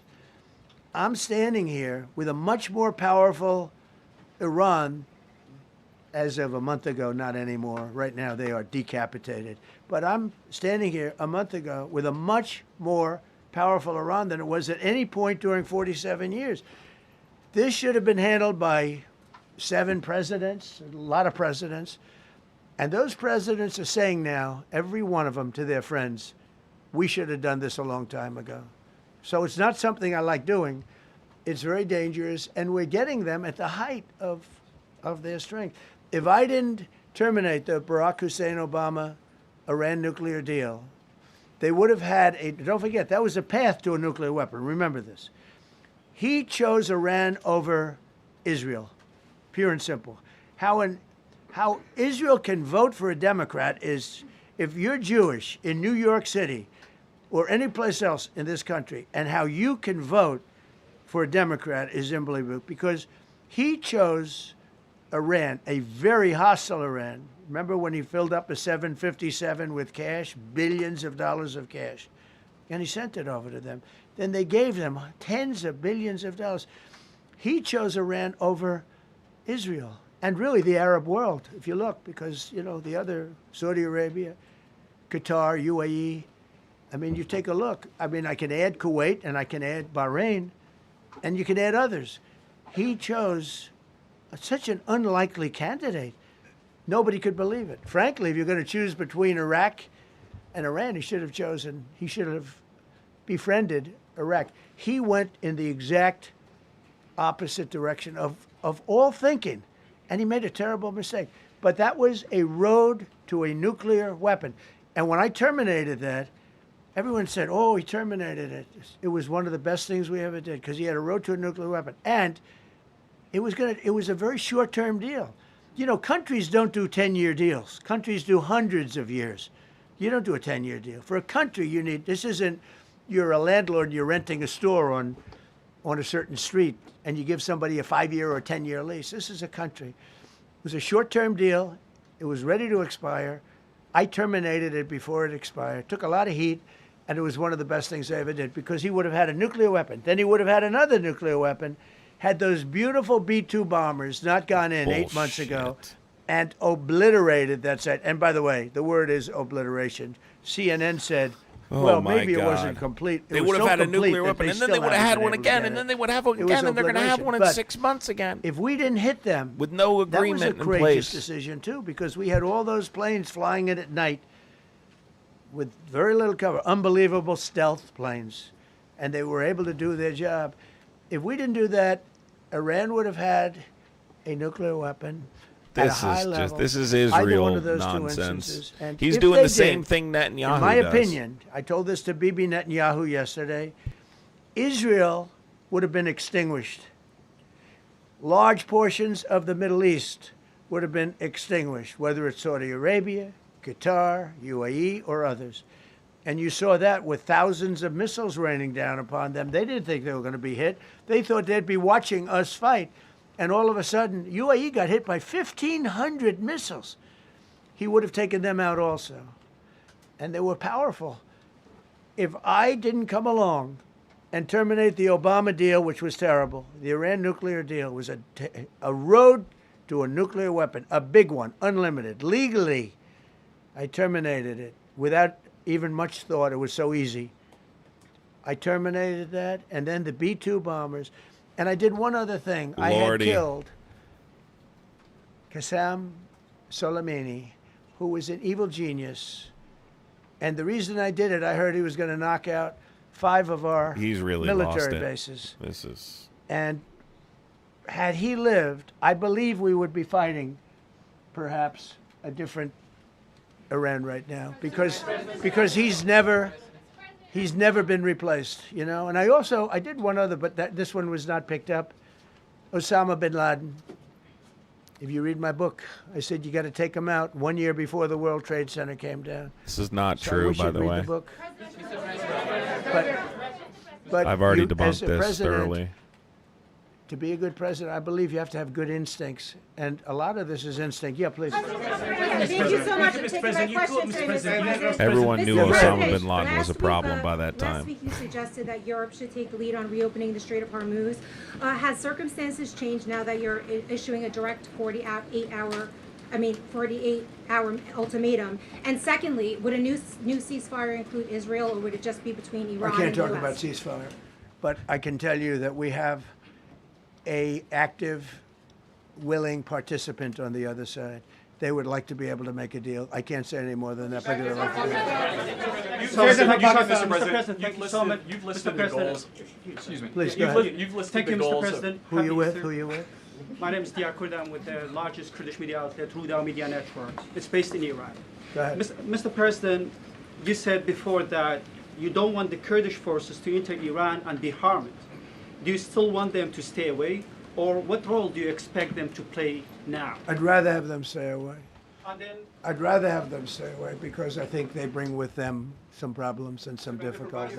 And I don't think they bring death, I mean, to themselves. But I'd rather have them stay away. Go ahead. Thank you, Mr. President, for the question. Deliberate attacks on civilian infrastructure violate the Geneva Conventions and Who you international with? law. Who you with? I'm with the New York Times. Zolan from the New York Times. Are you The failing. Are you concerned? Circulation way down at the New York Times. Are What's you going on with concerned it? that your threat to bomb power plants and bridges amount to No, war not at crimes? all. No, I'm not. I hope I don't have to do it. But again, I just said 47 years they've been negotiating with these people. They're great negotiators, and because they're not going to have a nuclear weapon. And if somebody that takes my place someday is weak and ineffective, which possibly that will happen because we had numerous presidents that were weak, ineffective, and afraid of Iran, we're never going to let Iran have a nuclear weapon. And if you think it's okay for people that are sick of mind, that are tough, smart, and sick, really sick, from a policy standpoint, from a standpoint, Ideologically. Ideologically is the word you're looking for, Donald. Ideologically. And powerful and rich to have He couldn't pronounce it. nuclear weapon, you can tell your friends at the New York Times, not going to happen. It means violating international law. Quiet. You no longer have credibility at the New York Times because the New York Times said, oh, Trump won't win the election, and I won in a landslide. I won every swing state. New York Times said, oh, Trump won't win the election. New York Times has no credibility. The credibility they have is it used to be all the news that's fit to print. The old gray lady, it was great, but they're running on past fumes, and you can't keep doing that. You have to be able to give the correct news. And people like you, who I know, are fake. You're fake. Go ahead, please. Your messaging on the war has moved from the war is coming to an end to war going to be bombing Iran to the Stone Ages. Right. And we've heard a range of those Sure. kind of messages. So which is it? Are you winding this down Can't tell you. or are you escalating I can't tell it? you. I don't know. I can't tell you. Depends what they do. This is a critical period. They have a period of, till tomorrow at 8 o'clock. I gave them an extension. They asked for an extension of 7 days, right? I said, Steve, give them 10 days. 10 days is up actually today, so I gave them 11, I guess, indirectly. I thought it was inappropriate the day after Easter. I want to be a nice person. They have till tomorrow. Now, we'll see what happens. I can tell you they're negotiating, we think, in good faith. We're going to find out. We're getting the help of some incredible countries that want this to be ended because it affects them also. A lot of people are affected by this. But we're giving them till tomorrow, 8 o'clock Eastern Time. And after that, they're going to have no bridges. They're going to have no power plants. Stone Ages, yeah. Stone Ages. CNN fake news. Are you willing to make a deal that does not include reopening the Strait of Hormuz, or is that now a top priority? I would say it's a very big priority. Good question. Because, see, that's one thing that's a little different than other things. We can bomb the hell out of them. We can knock them out for a loop. But to close the strait, all you need is one terrorist that somehow has a truck loaded with, because you can carry them in trucks, large trucks, a water mine, drop them in the water, and now you tell people that own ships that cost $1 billion to don't worry about the mine. You can do that even just by saying we put mines in the water. So it's not like the rest. We can knock out their military. We already have. We've knocked out their Navy. We've knocked out their Air Force completely. We've knocked out 158 ships in 3 days. We've knocked out even their mine droppers. They don't have any mine droppers anymore, but they put them on other boats, and they could drop them. I'm not even sure they have any mines there, by the way. I'm not sure. I'm personally, they say there might be 8. I don't know. I think there might be none because they're very good bullshit artists. That's why for 47 years they've been bullshitting other presidents, and they haven't done the job.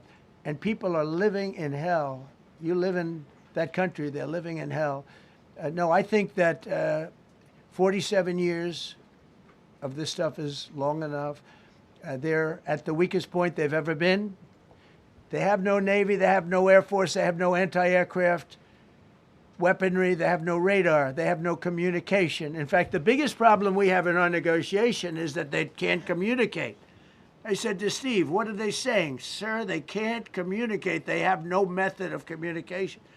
So we're communicating like they used to communicate 2,000 years ago with children, bringing a note back and forth. They have no communication. But all I want to see is I want to have a safe world. And you're not going to have a safe world. Israel will be gone. The Middle East will be gone. And then they're coming for Europe. And I have to tell you, I'm very disappointed in NATO. Very. I think that NATO... I think it's a mark on NATO that will never disappear. Never disappear in my mind. You know, they're coming to see me on Wednesday. They're going to say, oh, we'll do this, we'll do that. Now they all of a sudden want to send things, you know. But they said it loud and clear at the beginning when I spoke to UK of all. I would have said they would have been the first because they're the oldest. And I say, yeah, I'd love to have a little help. He said, no, sir, we'd rather wait till you win. I said, I don't need help after we win. They have 2 old broken aircraft carriers, barely work. I said, I guess we can use them. Who the hell knows? I called the general. He didn't even want them. He said, we don't really need them. We got the SS Abraham Lincoln, sir. We don't need them. You know, we have, in terms of technology, we had one day 101 missiles going at 2,700 miles an hour, aimed at the Abraham Lincoln. 101 missiles. Out of 101 missiles, 101 missiles were shot down. Unbelievable technology. 10 years ago, 5 years ago, I don't know if that would have been possible. But 10 years ago, that wouldn't have been possible. 101 missiles heading to a ship that's not that far off the coast. And out of the 101 missiles, we shot down all 101. We have weaponry. The Patriots are unbelievable. We have weaponry that's unbelievable, yeah. Go ahead, please. Yes. Thank you, Mr. President. You said earlier today during the egg roll that you would like to take Iran's oil, but Americans want U.S. forces home. Correct. What's that trade-off? If I had my choice, yeah, because I'm a businessman first. With Venezuela, as you know, the war was over in about 45 minutes. And we have great people running Venezuela, very good people. I mean, the relationship is good. And we are a partner with Venezuela. And we've taken hundreds of millions of barrels, hundreds of millions. Over 100 million barrels already is in Houston, refined and out. And paid for that war many, many times over, many times. You know, the old days, to the victim. Okay, you know that. To the winner belong the spoils. Go the spoils. And I've said, why don't we use it? To the victor, go the spoils. And we don't have that. We haven't had that in this country probably in 100 years, because even the Second World War, you look at the Second World War, we didn't have it with the Second World War. We helped rebuild all those countries. We rebuilt Germany. How about Germany telling us that, well, it's not their war. We had nothing to do with it. They wanted me to go and tell them everything I was doing. We didn't know anything about it. Well, if I would have told them, they would have leaked it, and we wouldn't have been nearly as successful, possibly, right? But he's bringing up Germany because of World War II. We haven't heard that. We didn't enter World War II until 1941, December 1941. And just so you understand, the people of Venezuela, they say if I ran for president of Venezuela, I'm polling higher than anybody has ever polled in Venezuela. So after I'm finished with this, I can go to Venezuela. I will quickly learn Spanish. It won't take too long. I'm good at language. And I will go to Venezuela. I'm going to run for president. But we're very happy with the president-elect that we have right now, the people that are running it. If you remember Bush with Iraq, they fired the generals, they fired the police, they fired the people that worked in their equivalent of the White House. They fired everybody. And you know what they had? They had a mess. And you know what happened? ISIS formed. Those generals and those soldiers got together. The police got together. They all got together. They formed ISIS. Not going to happen with us. So Venezuela has been an incredible situation. We went in. We were very successful. Military power like nobody's ever seen. The general, Venezuelan general said, I was on that site. I said, I've never seen ferocity like that. I've been doing this for 40 years. He said, I've never seen it. They hit us from 17 different, they were all set. They saw that big, beautiful aircraft carrier, the Ford in that case, and planes were pouring off it at 1 o'clock in the morning. So typically when you see that late at night, you know, you could be in trouble, right? And we were all ready. They had their equipment. It was Russian. And they had Chinese equipment. It was all set. They were going to give us a fight. He said, and then they came, and they came at speeds like we've never seen. And they came at 17 different angles. The general and his people, that was a lot of angles. They hit him from every angle. He said, we knew it was over in 3 minutes. We were waiting for them. Their equipment didn't work. And there's a reason it didn't work. Someday we'll explain that to people. I didn't vote pressed the shit, button, Smokey. Nothing happened. I never voted They for pressed him. it again and again. Nothing happened. And Along he said, with we knew millions this of whole thing was Americans. over in 3 minutes. We've never seen any, he used the word ferocity. The ferocity of these planes from 17 different angles, and it was over. They went inside. And remember, that was on a military base with thousands of soldiers. And those soldiers looked and they said, get the hell out of here. Thousands. We didn't have thousands. We had like 200 people. So we have a great military. And I'll tell you what, somehow this rescue captured the world's attention, more so than normally. You're talking about 2 people. But this rescue captured the world's attention. But we did it in Venezuela. That was amazing. And now we have a very bad man in prison and going to trial. I mean, he released. Yes, but aside the from point the I'm drugs, which making he was is terrible, Donald Trump referenced Maduro released liberating hundreds Europe, of thousands right, of and people Germany, the from people of jails Germany, into as a our result country. of World War II. Drug But we dealers, let murderers, Europe the burn worst from people in the world were 1931. released into our country I mean, 1939 because we had a until stupid 1941, December who probably 1941, didn't until know. we And were we had a attacked. border We czar were who never went to the isolationists border. for They a never large once portion called of our that great war. Border Patrol agents, right? Not once, Kamala. He acts like She we never did it called the Border alone, too, Patrol. which is not she true never said, either. how we doing? I used to call the Border Patrol guys every day. You can ask them, Paul, ask any one of them. Brandon, ask them all the time. How are we doing? How are we doing? And we now, I'm proud to say, have a totally sealed border. 9 months, nobody is coming through our border. And nobody even tries because they know they're not going to get through. So we don't have caravans anymore. All right. So maybe 1 or 2 more and we'll be done. Thank God. Are you allowed to, or are you willing to end this conflict with Iran charging tolls for passage through the strait? Us charging tolls? Iran. What about us charging tolls?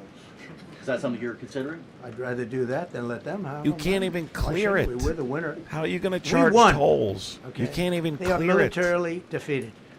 The only thing they have is the psychology of, oh, we're going to drop a couple of mines in the water, all right? No, we have a concept where we'll charge tolls, okay? I thought you meant us. Your question He's would lost. Your He question is would have lost. been more Iran accurate is if you said us. charging tolls. Just to clarify, in God. order for Iran What that person's asking is the vessels that are passing through are Iranian permissible. We have to have a deal that's acceptable to me. And part of that deal is going to be we want free traffic of oil and everything else. Mr. President, thank you very much. You've said glory be to God in this conflict. Do you believe that God supports the United States' actions in this I do, war? because And have you sought God his is good. direction? Because God is good, and God wants to see people taken care of. God doesn't like what's happening I don't like what's happening. Everyone says I enjoy it. I don't enjoy this. I don't enjoy it. These two guys don't enjoy it. You know, people say, "Oh boy, they're so tough." They don't like. I don't like seeing people killed. I've ended 8 wars. Nobody's ever done it. The person who won the Nobel Prize came to me and said, "You deserve the Nobel Prize." She announced that when they announced, they said, "Goes to Maria. She's a great person, really a good person." She said, "No, no, no. This is ridiculous. They gave me the Nobel Prize. President Trump ended 8 wars. I could go over every one of them, including India and Pakistan, where the Prime Minister of Pakistan said President Trump saved from 30 to 50 million lives. That makes me much happier than what we're doing right now. That makes me much happier. We have one more to end, by the way. Okay. President, you called yesterday in your Truth Social, you called the Iranians crazy bastards. True. What is your response to critics who say that I don't care about critics. What is your response to critics who say that it is your mental health that should perhaps be examined as this war continues? I haven't heard that.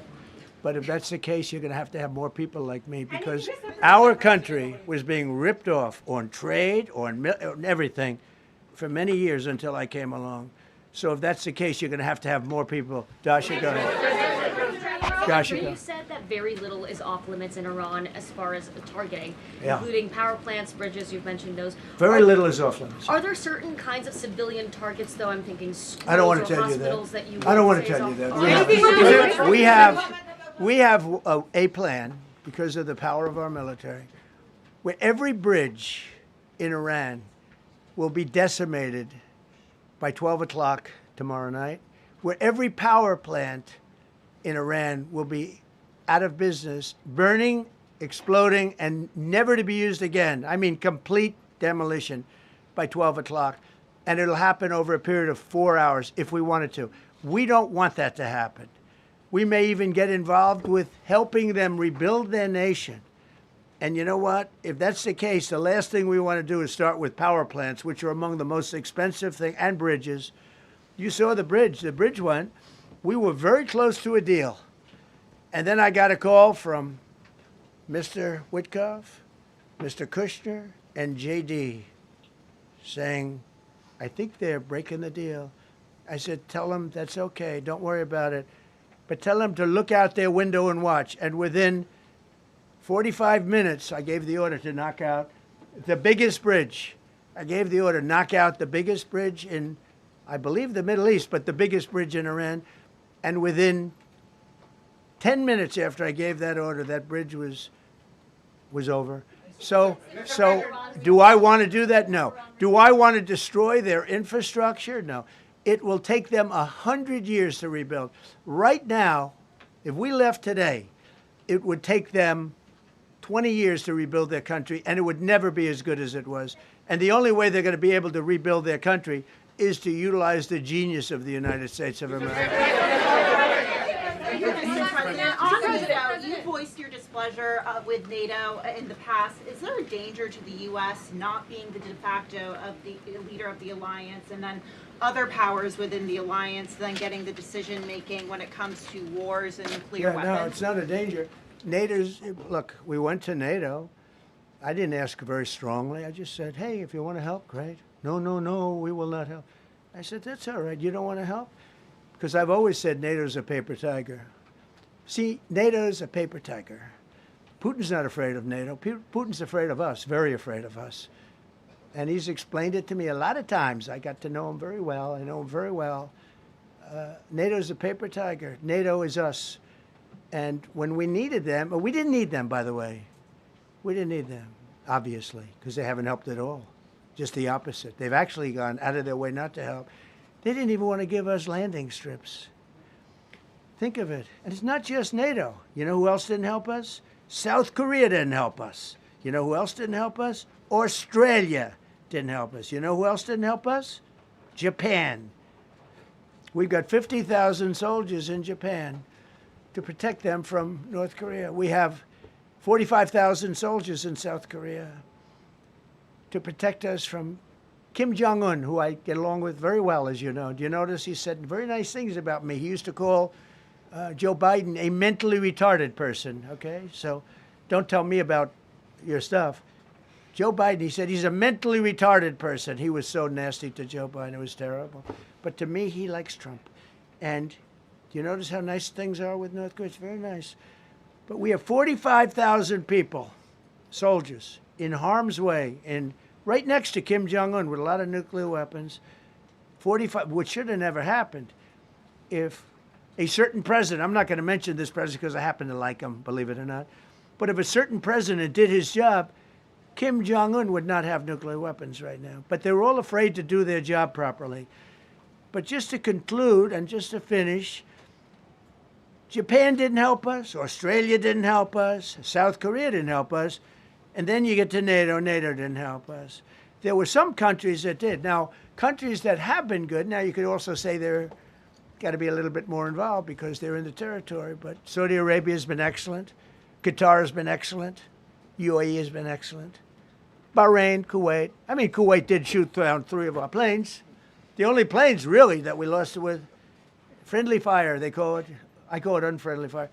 That's not true. They unfortunately didn't know how to use our That's not our true. great Iran has Patriots. shot down multiple aircrafts. The pilot said, what kind of a missile's coming at us? Patriot. Boom. They got out because they know a Patriot never misses. So they had beautiful Patriots. There were planes heading in their direction. Unfortunately, they decided to shoot those planes. They were our planes. So, NATO is a paper tiger. Now, he's coming to see me on Wednesday, as you know. He's a wonderful guy. Secretary General is great. And Mark Rutte, he's a great person, but he's got... And you know, it all began with, if you want to know the truth, Greenland. We want Greenland. They don't want to give it to us. And I said, bye-bye. Okay, thank you very much, everybody. Thank you. Wow. We have a lot to talk about. Chestnuts roasting on an open fire, Mr. President. What do we say, folks? Where do we even start? All right, first of all, couple things. I really loved how he said, I can name all 8 wars I've ended, and yet proceeded to not name any, right? Then said India and Pakistan, which, by the way, there's contradicting information out there. Both stated he wasn't involved in the negotiations. How could he be involved with saving those lives? Referred to World War II numerous times. I don't know. I guess he doesn't understand history. We didn't enter World War II until very late. We were isolationist until we declared war after we were attacked, December 1941. Keeps talking about the fact that not many aircrafts were shot down. That's not true. The U.S. has admitted, and again, this number's including the Reaper drones, 16 aircrafts have been shot down. That's confirmed by the United States. Now, that number is much higher, but this is the number that they've admitted to so far. We don't have a number that's regularly updated. We know it's a lot. An A-10, the F-15 Echo. So we've seen these numbers continue to rise, even though Donald Trump claims that they have no air defense whatsoever. Everything Pete Hegseth said was propaganda. I'm not even going to engage with what he said. It was just nothing short of stupid and dramatic, this dramatic propaganda, ass-kissing session. But he claims that he's going to go through with bombing them by 8 p.m. tomorrow if Iran does not open up the Strait of Hormuz. If Iran does not open up the Strait of Hormuz. Video Gamer 13 is telling me to shut up in my own live. Yeah, Video Gamer, that's not going to happen. That's not going to happen, my guy. So let me open the phone lines here really quick. If you are a Trump supporter, you can call in if you support Trump and you support what you just listened to. 908-652-3703. Give a call in. Let's hear what your take is on this. Let's hear what your take is on this.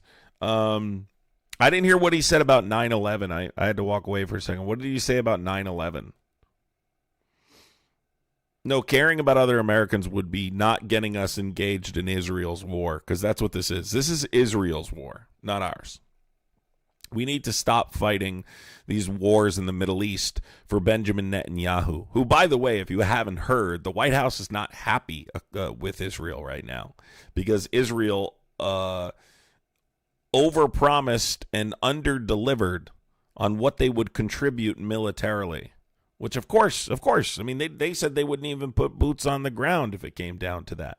So if it comes down to having to put boots on the ground to topple the regime because they will not cooperate with the Strait of Hormuz, and you have to force regime change, is Israel going to do that? Or is the United States going to do that? Israel baited us into this conflict. They tricked and outmaneuvered Trump, and now he's in a pickle. And they can't open up the strait. He keeps talking about the fact that they're not forming a blockade. All they have to do is mine it, he keeps saying, right? We have this tremendous military. So it's not really that they have bigger military assets, bigger weapons than we do. It's just that all you have to do is put a mine in the strait, and once it becomes dangerous. Yeah, everyone knew that. Everyone knew that. Everyone knew that a consequence, a retaliatory consequence of this war would be choking the strait. He's the only one who didn't know that. The only one who didn't consider that. All you have to do is look at a map to know that, to see what they've done historically. They shoot a rocket. They can mine it from the shore. They can honestly mine it from the shore. Call from Jose. Yes. Are you a Trump supporter, Jose? Fuck yes. All right, Jose, calm down. I understand you love him, but let's not. He's my daddy, you know. Jose, do you want to have a serious conversation, or are you 12? I am. Yeah, you're home from school today, is what you are. Don't call back again. All right, knucklehead. Let's see here. Did you hear what he said? Kim said about Biden? No, I didn't. What did he say? You talking about Kim Jong-un said about Biden? I love how he keeps bringing up he literally mentioned Osama bin Laden because he said in his book, everyone knew Osama bin Laden was dangerous the year before 9/11. In fact, so much to the point that when 9/11 happened, everyone knew it was Osama bin Laden almost immediately. We were just waiting for him to admit it. Everyone knew. Who used the R slur? Well, what? Wait, what? Trump used the R slur? Please tell me you're kidding. Or you mean this clown did, or are you talking about Trump? Kent Blake keeps projecting about how he lives with his mom. Kent, listen, there's nothing wrong with getting an Easter basket at 57, okay? You don't need to project it onto me. Wow, Trump used the R slur. Nice. That's not surprising. No, I didn't hear it. I walked away. No, I didn't hear that. Jesus. Oh my God. It doesn't even matter what context. No, I did not hear him say that. No, I did not hear him say that. I walked away really quick. Oh my gosh. Trump called Biden the R slur? What? You've got to be kidding me. This guy he's completely lost it. This is just... You know when you have a grandparent, guys? You know how you have a grandparent and they start saying things like they no longer have that filter in their brain, and maybe you even had a grandparent that typically never uses inappropriate language, and all of a sudden you're noticing grandma or grandpa start saying words that are really inappropriate. They start cursing more. They start insulting people more. That's what's happening here. That is what's happening here. He is clearly, quite literally, losing it. There is no filter whatsoever. Not that there really was much of a filter ever.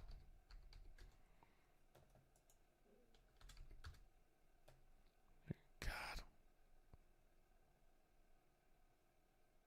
So Trump has apparently used it before. On Truth Social, so it's not a surprise. I was wondering if he had ever used it before publicly, but I'm not surprised. I mean, calling Biden R slur is just weak. He said Kim called Biden that, but liked him.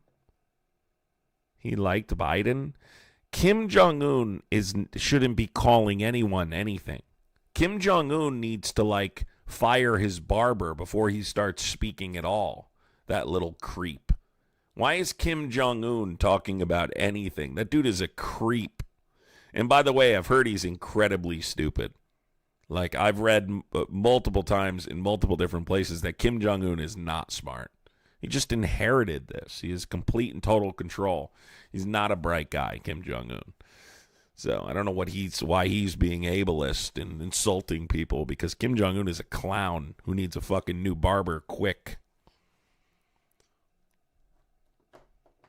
Looks like a fucking character out of Mario. Well, why don't you call in, Roy? The number's open there, okay? The number's open there. 908-652-3703. You're welcome to call in. You're welcome to call in.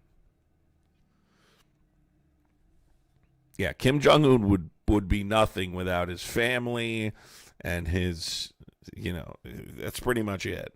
His nukes. When he was talking to kids and families at the Easter egg roll just before this, he started asking people who was lower IQ. Kamala Biden wait, he was asking kids that? What?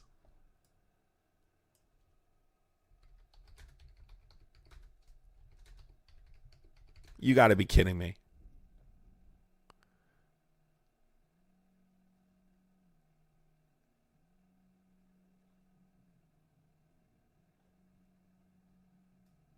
Let me take a listen here. And what about the rescue? So Happy Easter Here was Melania today. Monday. I hope you enjoy this. Happy Easter Monday. I hope you enjoy this beautiful day. We are celebrating a very special Easter egg roll this year because it's 250th birthday of this beautiful nation. Enjoy it, and I hope you have a wonderful day. Wow, profound. Profound. That was super profound. All right, let's take a listen. This is the clip. Donald Trump, who has a lower IQ, Biden? This digital count. Biden or Kamala? He asks at the Easter egg roll. I have the soundbite here. Let's take a listen to it really quick. Remember, this is to little kids. Are you egg people? Yes. Everybody's an egg person. I never saw so many egg President people. Trump. It tells you it's a big industry. How did I do with the voters that do eggs? Awesome. Would you say 100% or 90%? 100%. Did anybody in the egg industry vote for Kamala? A low IQ person. She's a low IQ person. Who's a lower IQ person, Biden or Kamala? It's close. That's probably the toughest question. That's a tough question. President Trump, let's take a picture like this with Kelly and Trump. She is. That's why I voted for you. No. Come. You're the best. Wait, you're blocking my daughter. He's literally asking kids who's lower IQ. So you only have to remember one name. Dear Lord. Dear Lord. Who's lower IQ, Kamala Harris or Joe Biden? He's asking little kids at the egg roll. Can we let kids be kids? Can we let kids be kids? Jesus.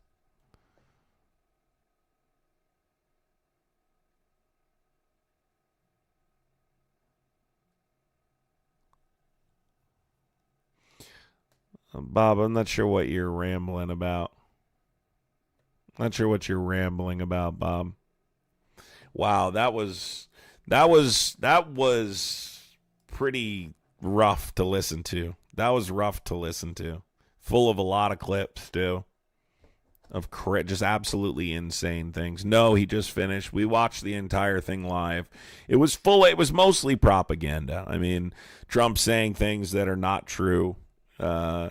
Talking about how great our military is. Basically saying, if they do not open the Strait of Hormuz, that they're going to send Iran back to the Stone Ages, basically. Said it's going to take them 100 years to rebuild, that they'll destroy their power plants and their bridges. And ultimately, he said, you know, he almost threw a little piece of bait out there as well and said, look, we could be involved in restructuring your country and rebuilding your country, and we don't want to spend money rebuilding your power plants. He's looking at this like he looks at Venezuela, and that's like a large part of the problem here, is he does not understand Iran at all. Does not understand Iran at all, how the government's structured, how the IRGC is structured. So... Menthol Minty, you can call in and I'll explain it to you if you'd like to debate. Okay? You're welcome to call in. I'm running out of time here. We've already been on here over 2 hours because that whole thing was really long. The kids were probably confused as hell as to why they're an Easter egg roll after Easter. Jennifer, I would agree. I thought that was weird as well. There's no way you're still calling Joe Biden Sleepy Joe after Donald Trump falls asleep every single time. Every day he's on television, he falls asleep. He falls asleep at his cabinet meetings. He falls asleep at pressers when he's not speaking. Inspector, they just told me about it. I happened to walk away, but I'm going to actually look it up right here.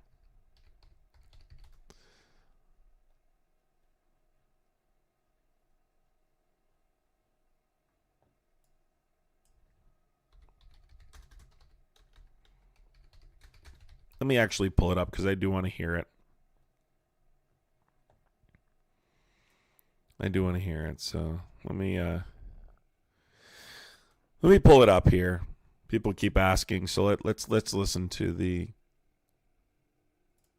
soundbite here. Did you guys also think it was weird, the leaker stuff, when he kept saying there's a leaker?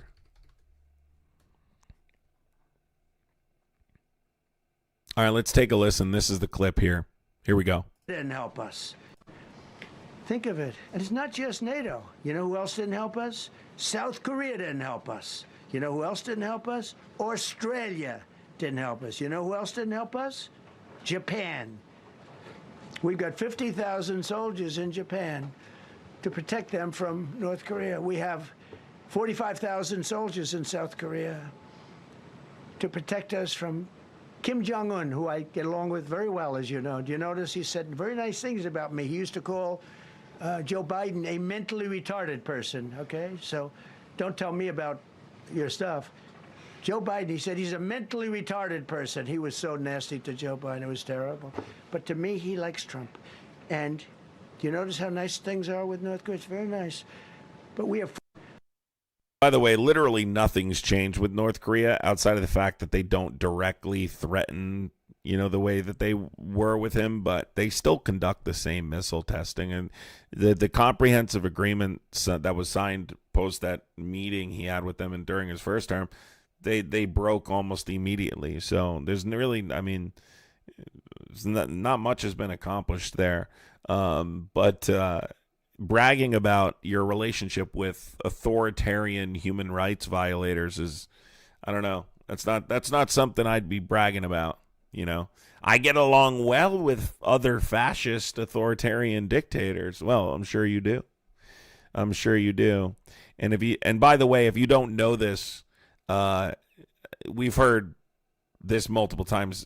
Kim Jong-un, other leaders, Vladimir Putin, they laugh at him all the time. So, I hope he knows that.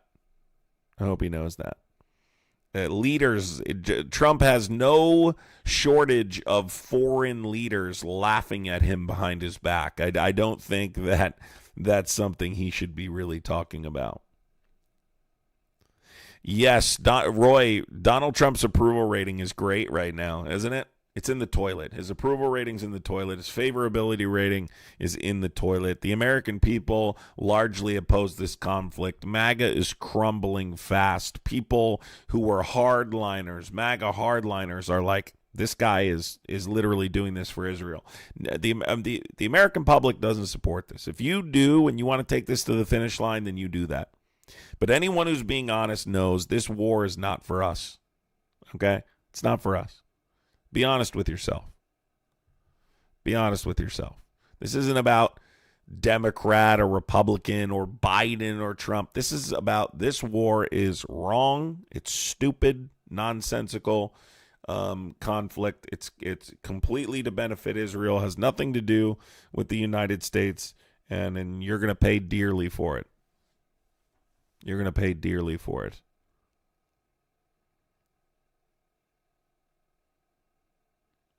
He's welcome to call in.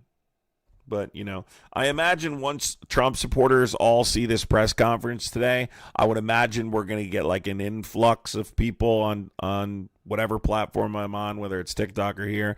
We're going to get an influx of them because they're going to have their marching orders now. So,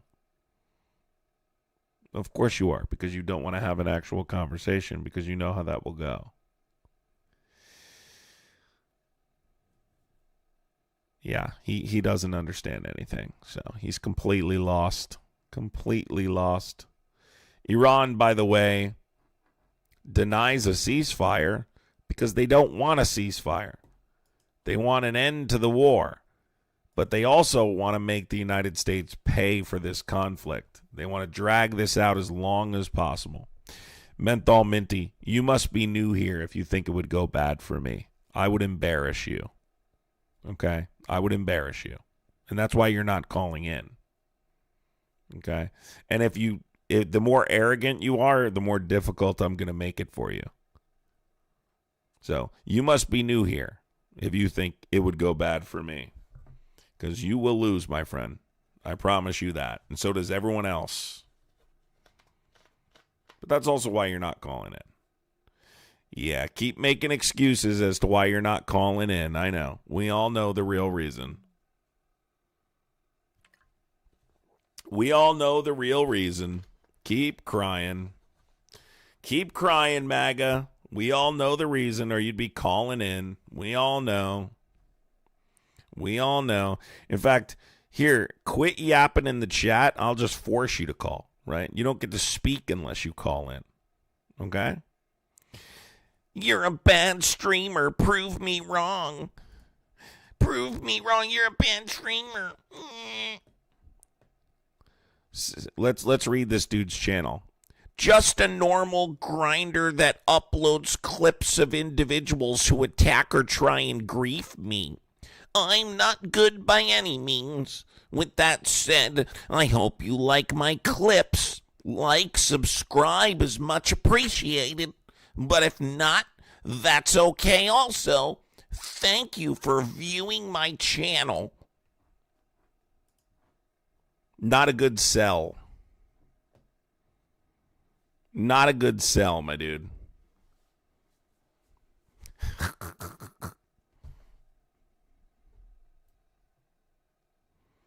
Not a good sell.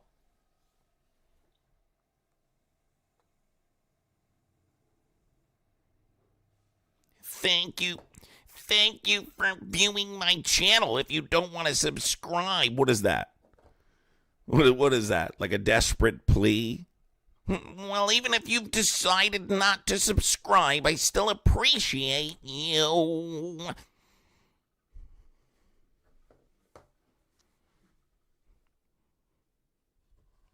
It's okay. I understand if you don't like me. It's okay. I understand if you won't let me sit at the lunch table with you guys. I guess I'll just go sit over here. Goofy. Roy, I've heard enough out of you. You're scared to fucking call in. Shut up. All right? Be quiet. Enough yapping. Enough yapping. All right? Enough. I know MAGA's super triggered because they quite literally can't defend this. They cannot defend this, right? This is just so, this is abysmal. It's a debacle. They know it, and you know it. Wow, good one, Sandy. Sandy says, you have a green screen of monitors. Sandy, shut up. All right? You have another grown man as your profile picture. Okay? You have your favorite football player as your profile picture. And you're worried about my green screen? Oh, my God. MAGA's super triggered, dude. They're super triggered. I love it. I absolutely love it. I love watching them squirm. They're squirming right now because they know. They know. They got tricked, fooled. Guys, what happened in No New Wars? Can you guys tell me what the No New War... Where'd the No New Wars hashtag go? Can you guys tell me where that No New Wars hashtag went?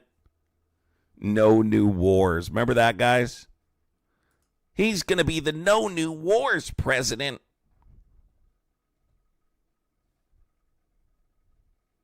He's going to get us out of all these conflicts. And all right, champion, do you think Trump is bad? Call in 908-652-3703. You better do it quick. I don't have a lot of time left. I don't have a lot of time left. I don't know who you're talking about, Josiah, but you're welcome to call in, Josiah. It's not about Democrat and Republican. It's about the truth. But if you support Israel, that's on you, you know.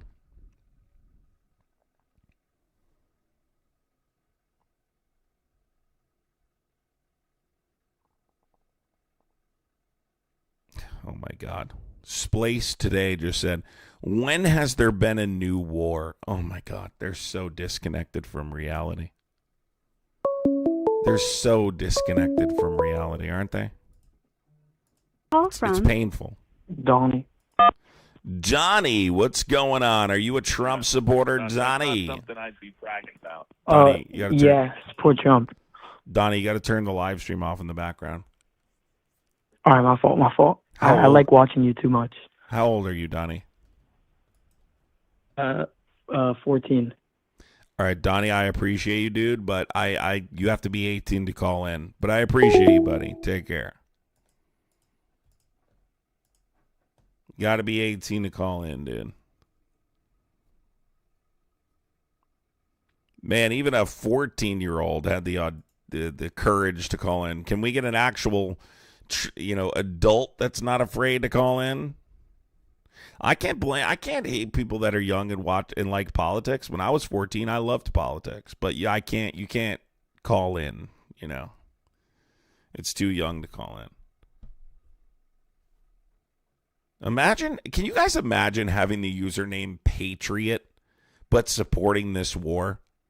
Can you imagine your username being Patriot but you support this war?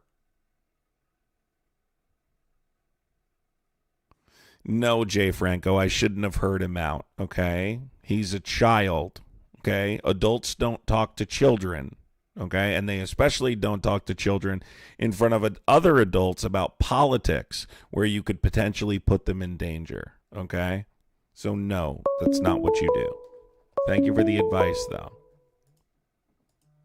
Call from America 17.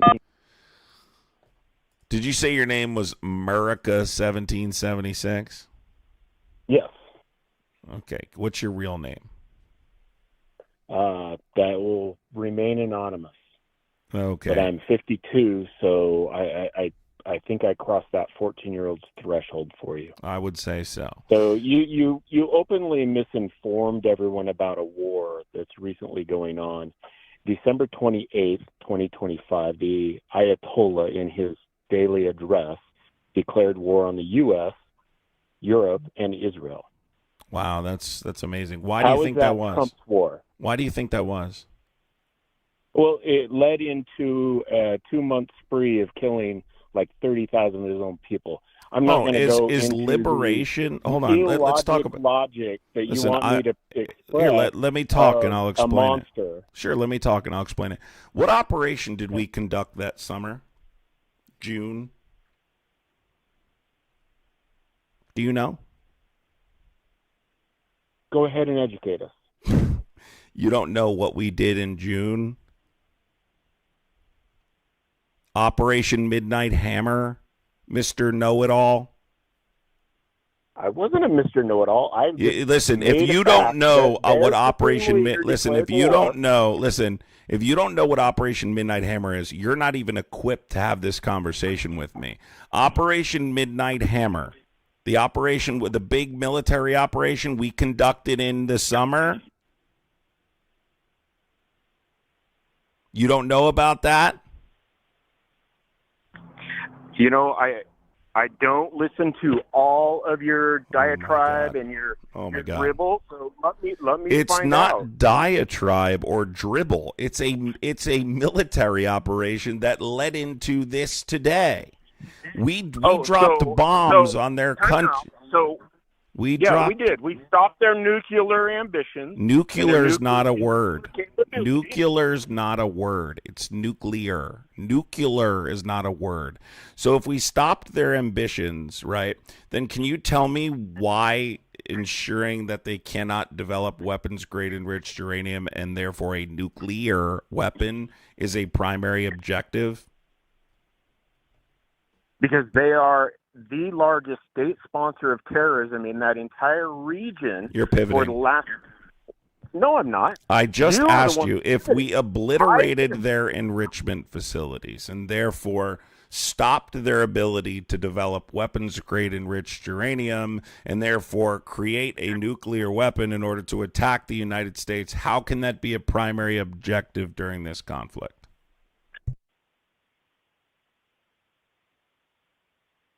First of all, you're diffusing the fact that the Ayatollah declared war on the Can US. you answer the question? You're getting cooked. Ask me an asinine question. I asked you one question.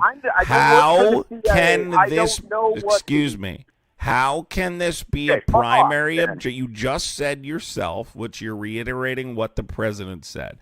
We obliterated their facilities. If we obliterated their facilities and destroyed their... about your silly operation that you brought up, I just expressed what I learned. You have a lot to learn. Clearly, you don't understand how or why we're in this conflict. Can you tell me what the White House's 4 objectives of this conflict are? Doesn't matter. The Ayatollah declared war December 28th. You don't know. You don't know. You're not accepting the fact that the Ayatollah... know. Let me ask you a question. You need to do more. Well, I'll answer your question when you answer mine. Okay, what's your question? This is the 4th time. Listen, if you insult one more time, I'm just going to hang up on you. Quite literally, you're an idiot. So I don't even have to waste my time. But if we conducted an operation in June targeted towards destroying their enrichment facilities and therefore obliterating their capability to develop a nuclear weapon, according to the President of the United States, how can that be a primary objective of this conflict? So the main 4 objectives, as published by the White House, are destroying its navy. Can you answer my question? Stop. You're not answering my question. Developing nuclear weapons. That is a stated objective. Guy's just too stupid for the conversation. I mean, if you can't answer the question, there's no point in talking to you. Now he's going to read from Google what the White House's 4 objectives are. That's not what I asked you. I said, how can it be an objective if we destroyed their facilities? Do you have an issue like comprehension problem or something? It's a very simple question. Why are you guys so simple across the board? It's shocking. It's shocking how misinformed and simple you guys are. If you claim, first of all, to not know what Operation Midnight Hammer is, but to call in and have a conversation about it is literally fucking embarrassing. It's embarrassing to not know what that is and then call in and have a conversation about it. But if we conduct... I'm not done talking. Hey. All right, my bad. I put my other phone away. I didn't see the stream. Are you a Trump supporter? Yes, I am. Okay, do you support the war in Iran? Yes, I do. Okay, what's the primary objective of the conflict? The primary objective is it came between 2 things. we can't. A lot of people had forgotten about 9/11. Obviously, we're in a whole nother generation now. I'm 29, but it comes down to the lesser evil. I mean, Iran. It doesn't matter. They're going to have nuclear. 9/11. Yeah, 9/11. You know when they bombed the Twin Towers? That was the. What are you talking about? Where it leads from there, 9/11. Yeah, Al Qaeda. What about Al Qaeda? Yeah, when they bombed the Twin Towers, when they flew the planes down or bombed it. I mean, there's two different conspiracy theories about it, but Okay, it comes down to. Well, we're not talking about Iran. I don't know what you're talking about. Oh, I thought that was the war you're talking about, the current war that's going on right now, if you want to call it that. All right, I'm just going to let you talk. So, who do you think drove planes into the towers? I'm just curious. Well, I mean, obviously it was Al Qaeda, but surely Iran. What it comes down to is if Trump didn't. I'm a full Trump supporter. Some people don't like him because he speaks his mind. He says it how it is. I mean, that's good leadership. What it comes down to is if he wouldn't have pulled Operation Midnight Hammer, and if he wouldn't have pulled this other operation, they're going to get nukes in the future. It doesn't matter how many times you bomb them. It's their way of belief, and they believe in killing people and stuff like that. You just proved my point. You just Yes, proved my point. but So we're not doing anything militarily to prevent Iran from developing a nuclear weapon in the future, correct? The only way to do that would be to wipe them off the map. Right. That's the honest to God truth. Right, The only way and to we're stop not it. Otherwise, doing it's gonna that. keep happening. And we're not doing that, right? So then ensuring But that they do we won't know be, that excuse he's me, not doing that? ensuring that they won't be able to develop a nuclear weapon can't be an objective of this conflict. I don't know if you guys don't understand why I'm bringing up Operation Midnight Hammer. I'll dumb it down. Operation Midnight Hammer, if a success to the degree in which Donald Trump claims it was a success, would mean that you wouldn't need to ensure they can't develop a nuclear weapon because you've already said you set them back years in that process. You understand? So you're either lying about that, or you're lying about this, or you're lying about both. It's one I of the think two. it comes down to him wanting to limit their funds and stuff. If you take away oil from them, and you take away the only things that make them a somewhat wealthy country, it would slow them down. I mean, nobody wants to blow a country off the map, but in my honest opinion, I'm all pro for it. I mean, but they're not doing that. But they're not doing that. Don't you understand? Yeah, they're not it can doing escalate. So, and if Russia gets involved, would you rather have nukes flying at you, or would you rather have a war that's going on across the country? They don't have It's inevitable. nukes. It's going to happen. They don't have have nukes, but Russia has nukes. Okay. China has nukes. And your point being? Our point being is if you gave Iran one nuke, it's guaranteed they're going to launch it. Rather it be at a neighbor, rather it be at Do our they have country. the missile technology to reach the United States with a nuclear weapon? We don't know. Russia could give them one. Actually, we do know. They don't. Well, Russia, another country, could give them one. It's not. Russia's not giving them missile technology to reach the United States. Wouldn't that be a reason to then attack Russia? Wouldn't it? Why would they attack Russia If that when was the Russia's case, supplying them with let me just ask you a question. If you're concerned with Russia potentially arming Iran, which is insane to think that, but with the nuclear weapon anyway. Let me just explain If I was something. Russia Then and I didn't wouldn't like it the be US, I smart? would give them Wouldn't it nukes. be smart to then take Ukraine's side in the negotiations between Russia and Ukraine and make sure Russia doesn't have a stronger foothold in the region? Referring specifically If Russia to really wanted you, Russia is a pawn on a chessboard. That's all that really is. I hate these guys that think This war goes bigger than Iran, bro. But I got a question. What's your belief on everything? that the war is a gigantic mistake. But what you just said about Ukraine and Russia is not correct. The point is the president of the United States is not taking Ukraine's side in the negotiations. Do you know what the sticking point in the negotiations between Russia and Ukraine are right now? Enlighten me. I'm asking you, do you know? Do you know what the original 20-point peace plan was? What Russia's gotten out of the Originally, it was negotiations? about land. Originally, it was about land that Ukraine used to be part of Russia, and It's all about land. What are you talking about? But it's a lot bigger than that. You got to look at the bigger picture. No, it's about having a stronger foothold in the region. That's exactly what it's about. Would you rather have President Joe Biden, which, mind you, there's plenty of sleeper cells in the U.S. right now. I mean, we're seeing that weekly you're all on the over news. the place. You're all over the place. Let's Because just stick this to all boils down to your whole stream is about Trump is a bad president. Prove me wrong. But I'm going to prove you wrong. You haven't. Comparing Trump to Joe Biden, and I ain't gonna lie, the whole time Joe Biden was president, bro, I didn't know where the hell all this war was going. I was expecting bombs to fly at any time. I'm kind of concerned. Like, we started out this conversation with you saying Iran carried out the 9/11 attacks. I mean, I don't even think they had a part in it. What was their part? You don't think they had a part in it? They're doing the same thing them people did. No, I actually have a quite into a building, blew it up, and these guys are the same guys running around with bombs strapped to them, blowing people up. Okay. Have you ever worked at a mosque? At one of their worship places? Okay, so can you shut up? Jesus Christ. Let's just simplify this conversation because you're all over the place. You don't really have anything to say. What are the objectives of this conflict, according to the White House? I've said it once. I've said it before. The objective was another way to put it is to prolong the inevitable. Eventually, they're going to get nukes, and they're going to start launching them. That's what it comes down to. That's so what are all we this doing is about. to prevent that from happening? Blowing their shit up. That's exactly what we're doing. What are we blowing up? Well, so far it's been plants, power plants are next. Which I honestly feel like. So what have we blown up, sir? Calm down. What have we blown up? What have we done militarily to prevent them from developing nuclear weapons?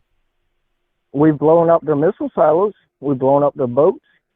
What have we done to prevent them from developing weapons-grade enriched uranium? We conducted an operation already targeted towards that.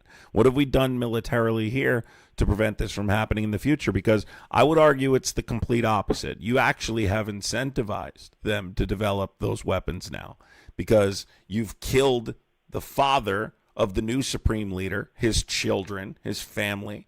You've bombed his country. I think if I was Iran, I would have more incentive now to attempt to develop or acquire a nuclear weapon than I did previously to ensure my sovereignty. The only way you'd be able to prevent the United States from deciding to do this a year from now, 2 years from now, even before Trump leaves, if he leaves, would be to possess a nuclear weapon. So you've put someone in there who's 30 years younger than his father, 3 times as angry. You killed his family. You killed his friends. And he's in hiding now. It's going to be very difficult to get to. And he's going to have more incentive to possess those capabilities. If they hadn't already. It's like I said, it's an inevitable thing. It's going to happen. The point I'm making is that Iran was not an imminent threat to our country. We already conducted an operation that Trump claimed was a success. He said it was the most successful operation ever in cooperation with Israel. We obliterated their. They're not an imminent threat. Did you hear about the interrupting. No, hear me out. Stop interrupting. Stop interrupting. Man, you're not. Stop like interrupting. Jesus. Ronnie in the chat, I have a Trump supporter in the chat calling me a Miron, M-I-R-O-N, and this guy in here who can't pronounce nuclear. This is the second Trump supporter in a row that's called it can't pronounce nuclear. So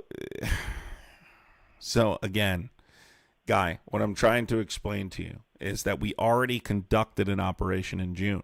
So if that operation was a success, this wouldn't be a primary objective. Number 2, have you heard what the Secretary of State said in terms of whether or not Iran was an imminent threat?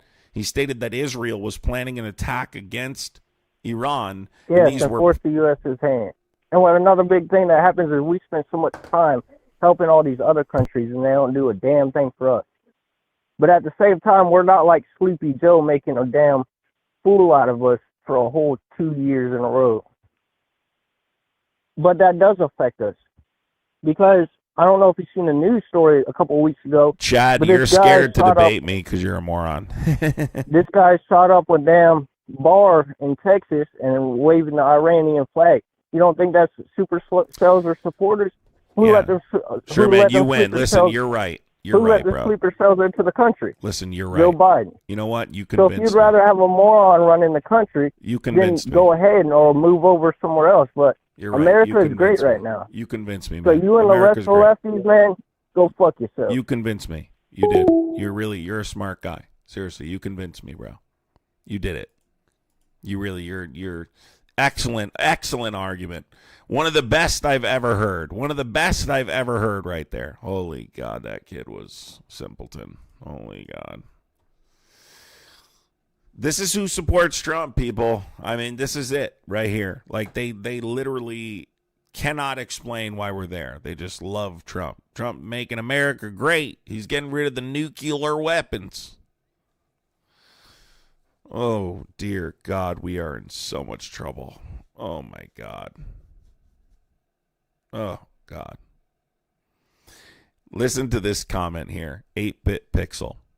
Honestly, this whole stream's confusing. I see the chat, then the caller and the host, and everyone has a different POV, TBH.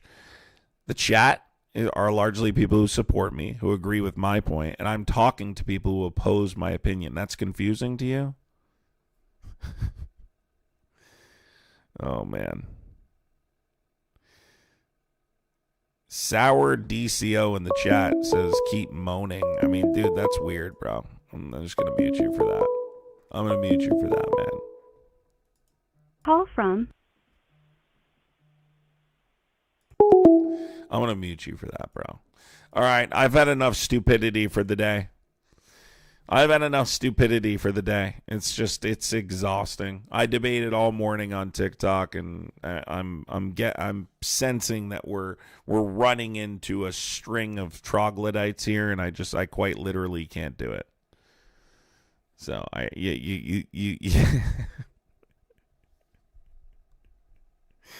all you can do is laugh. I mean, all you can do is laugh. It is so incredibly pitiful. I mean, it's pitiful. It's pitiful to support this conflict. These guys don't know why we're there. I mean, imagine calling in, like actually calling in and trying to argue that you know more about this situation and not knowing what Operation Midnight Hammer was. Like, this guy didn't even know it happened.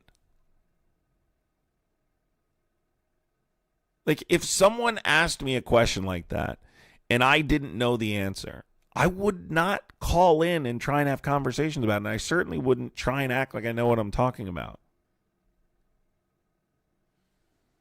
It's chuddery. Yes, it's complete chuddery. We're being taken over by chuds.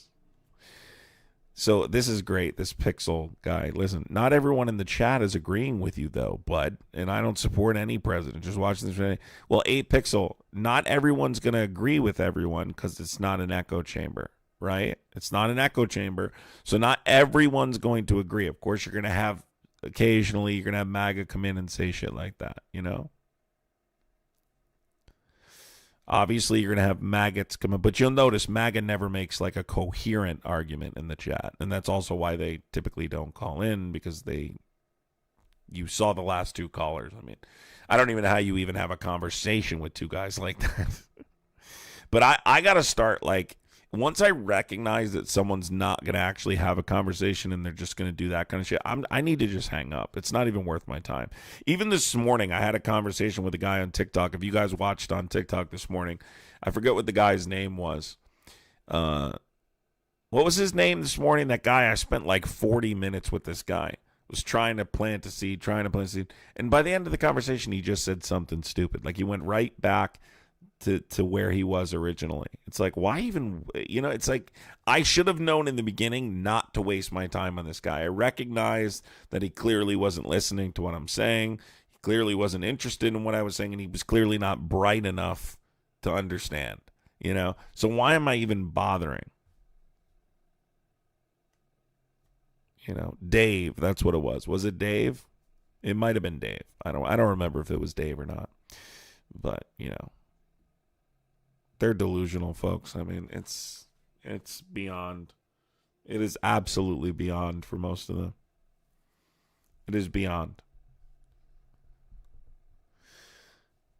It's not that I thought I was getting through to them. You don't always get through to people, but sometimes you can plant enough of a seed for people to recognize, okay, maybe this guy's right. Let me research these things further, because I've had that happen before. I've had guys come in and be like, fuck you, blah, blah, blah, and then we end up having a conversation. As long as they're willing to have a legitimate back and forth, they don't come in arrogant like they're going to dunk or something, and then they'll leave the live, come back and be like, hey, I found out this was right. I no longer support this. I've had that happen. It's become more and more rare, because what we're witnessing now is the people who are supporting the war in Iran that support Trump. This is bottom of the barrel kind of stuff. Okay? We're talking about these are the kind of guys that weren't even engaged in political discussion prior to Trump. They largely don't understand how our government works.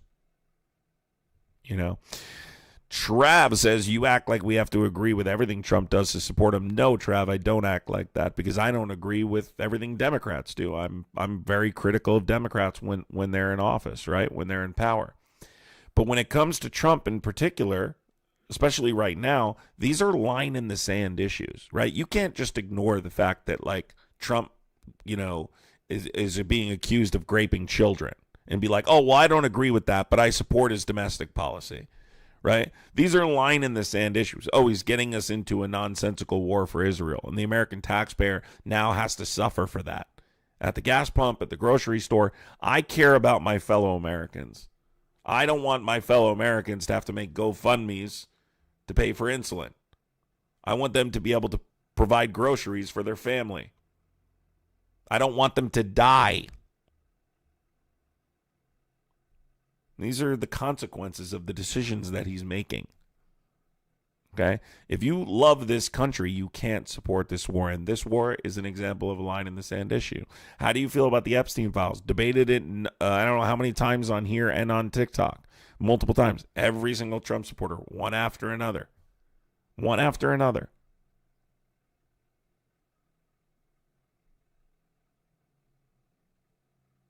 Very few accepted, even after being shown proof that this was the truth. So those are people that have reached a point where they can't be reasoned with, you know, and they can't be reasoned with. So, all right, everyone.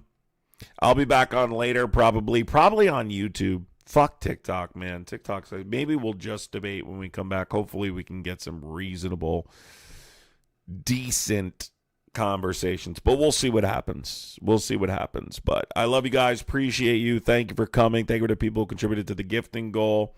If you guys haven't subscribed yet, make sure you subscribe. It's free. Consider becoming a member of the channel. All of those things. Appreciate you. And have a wonderful day. Take care, everybody.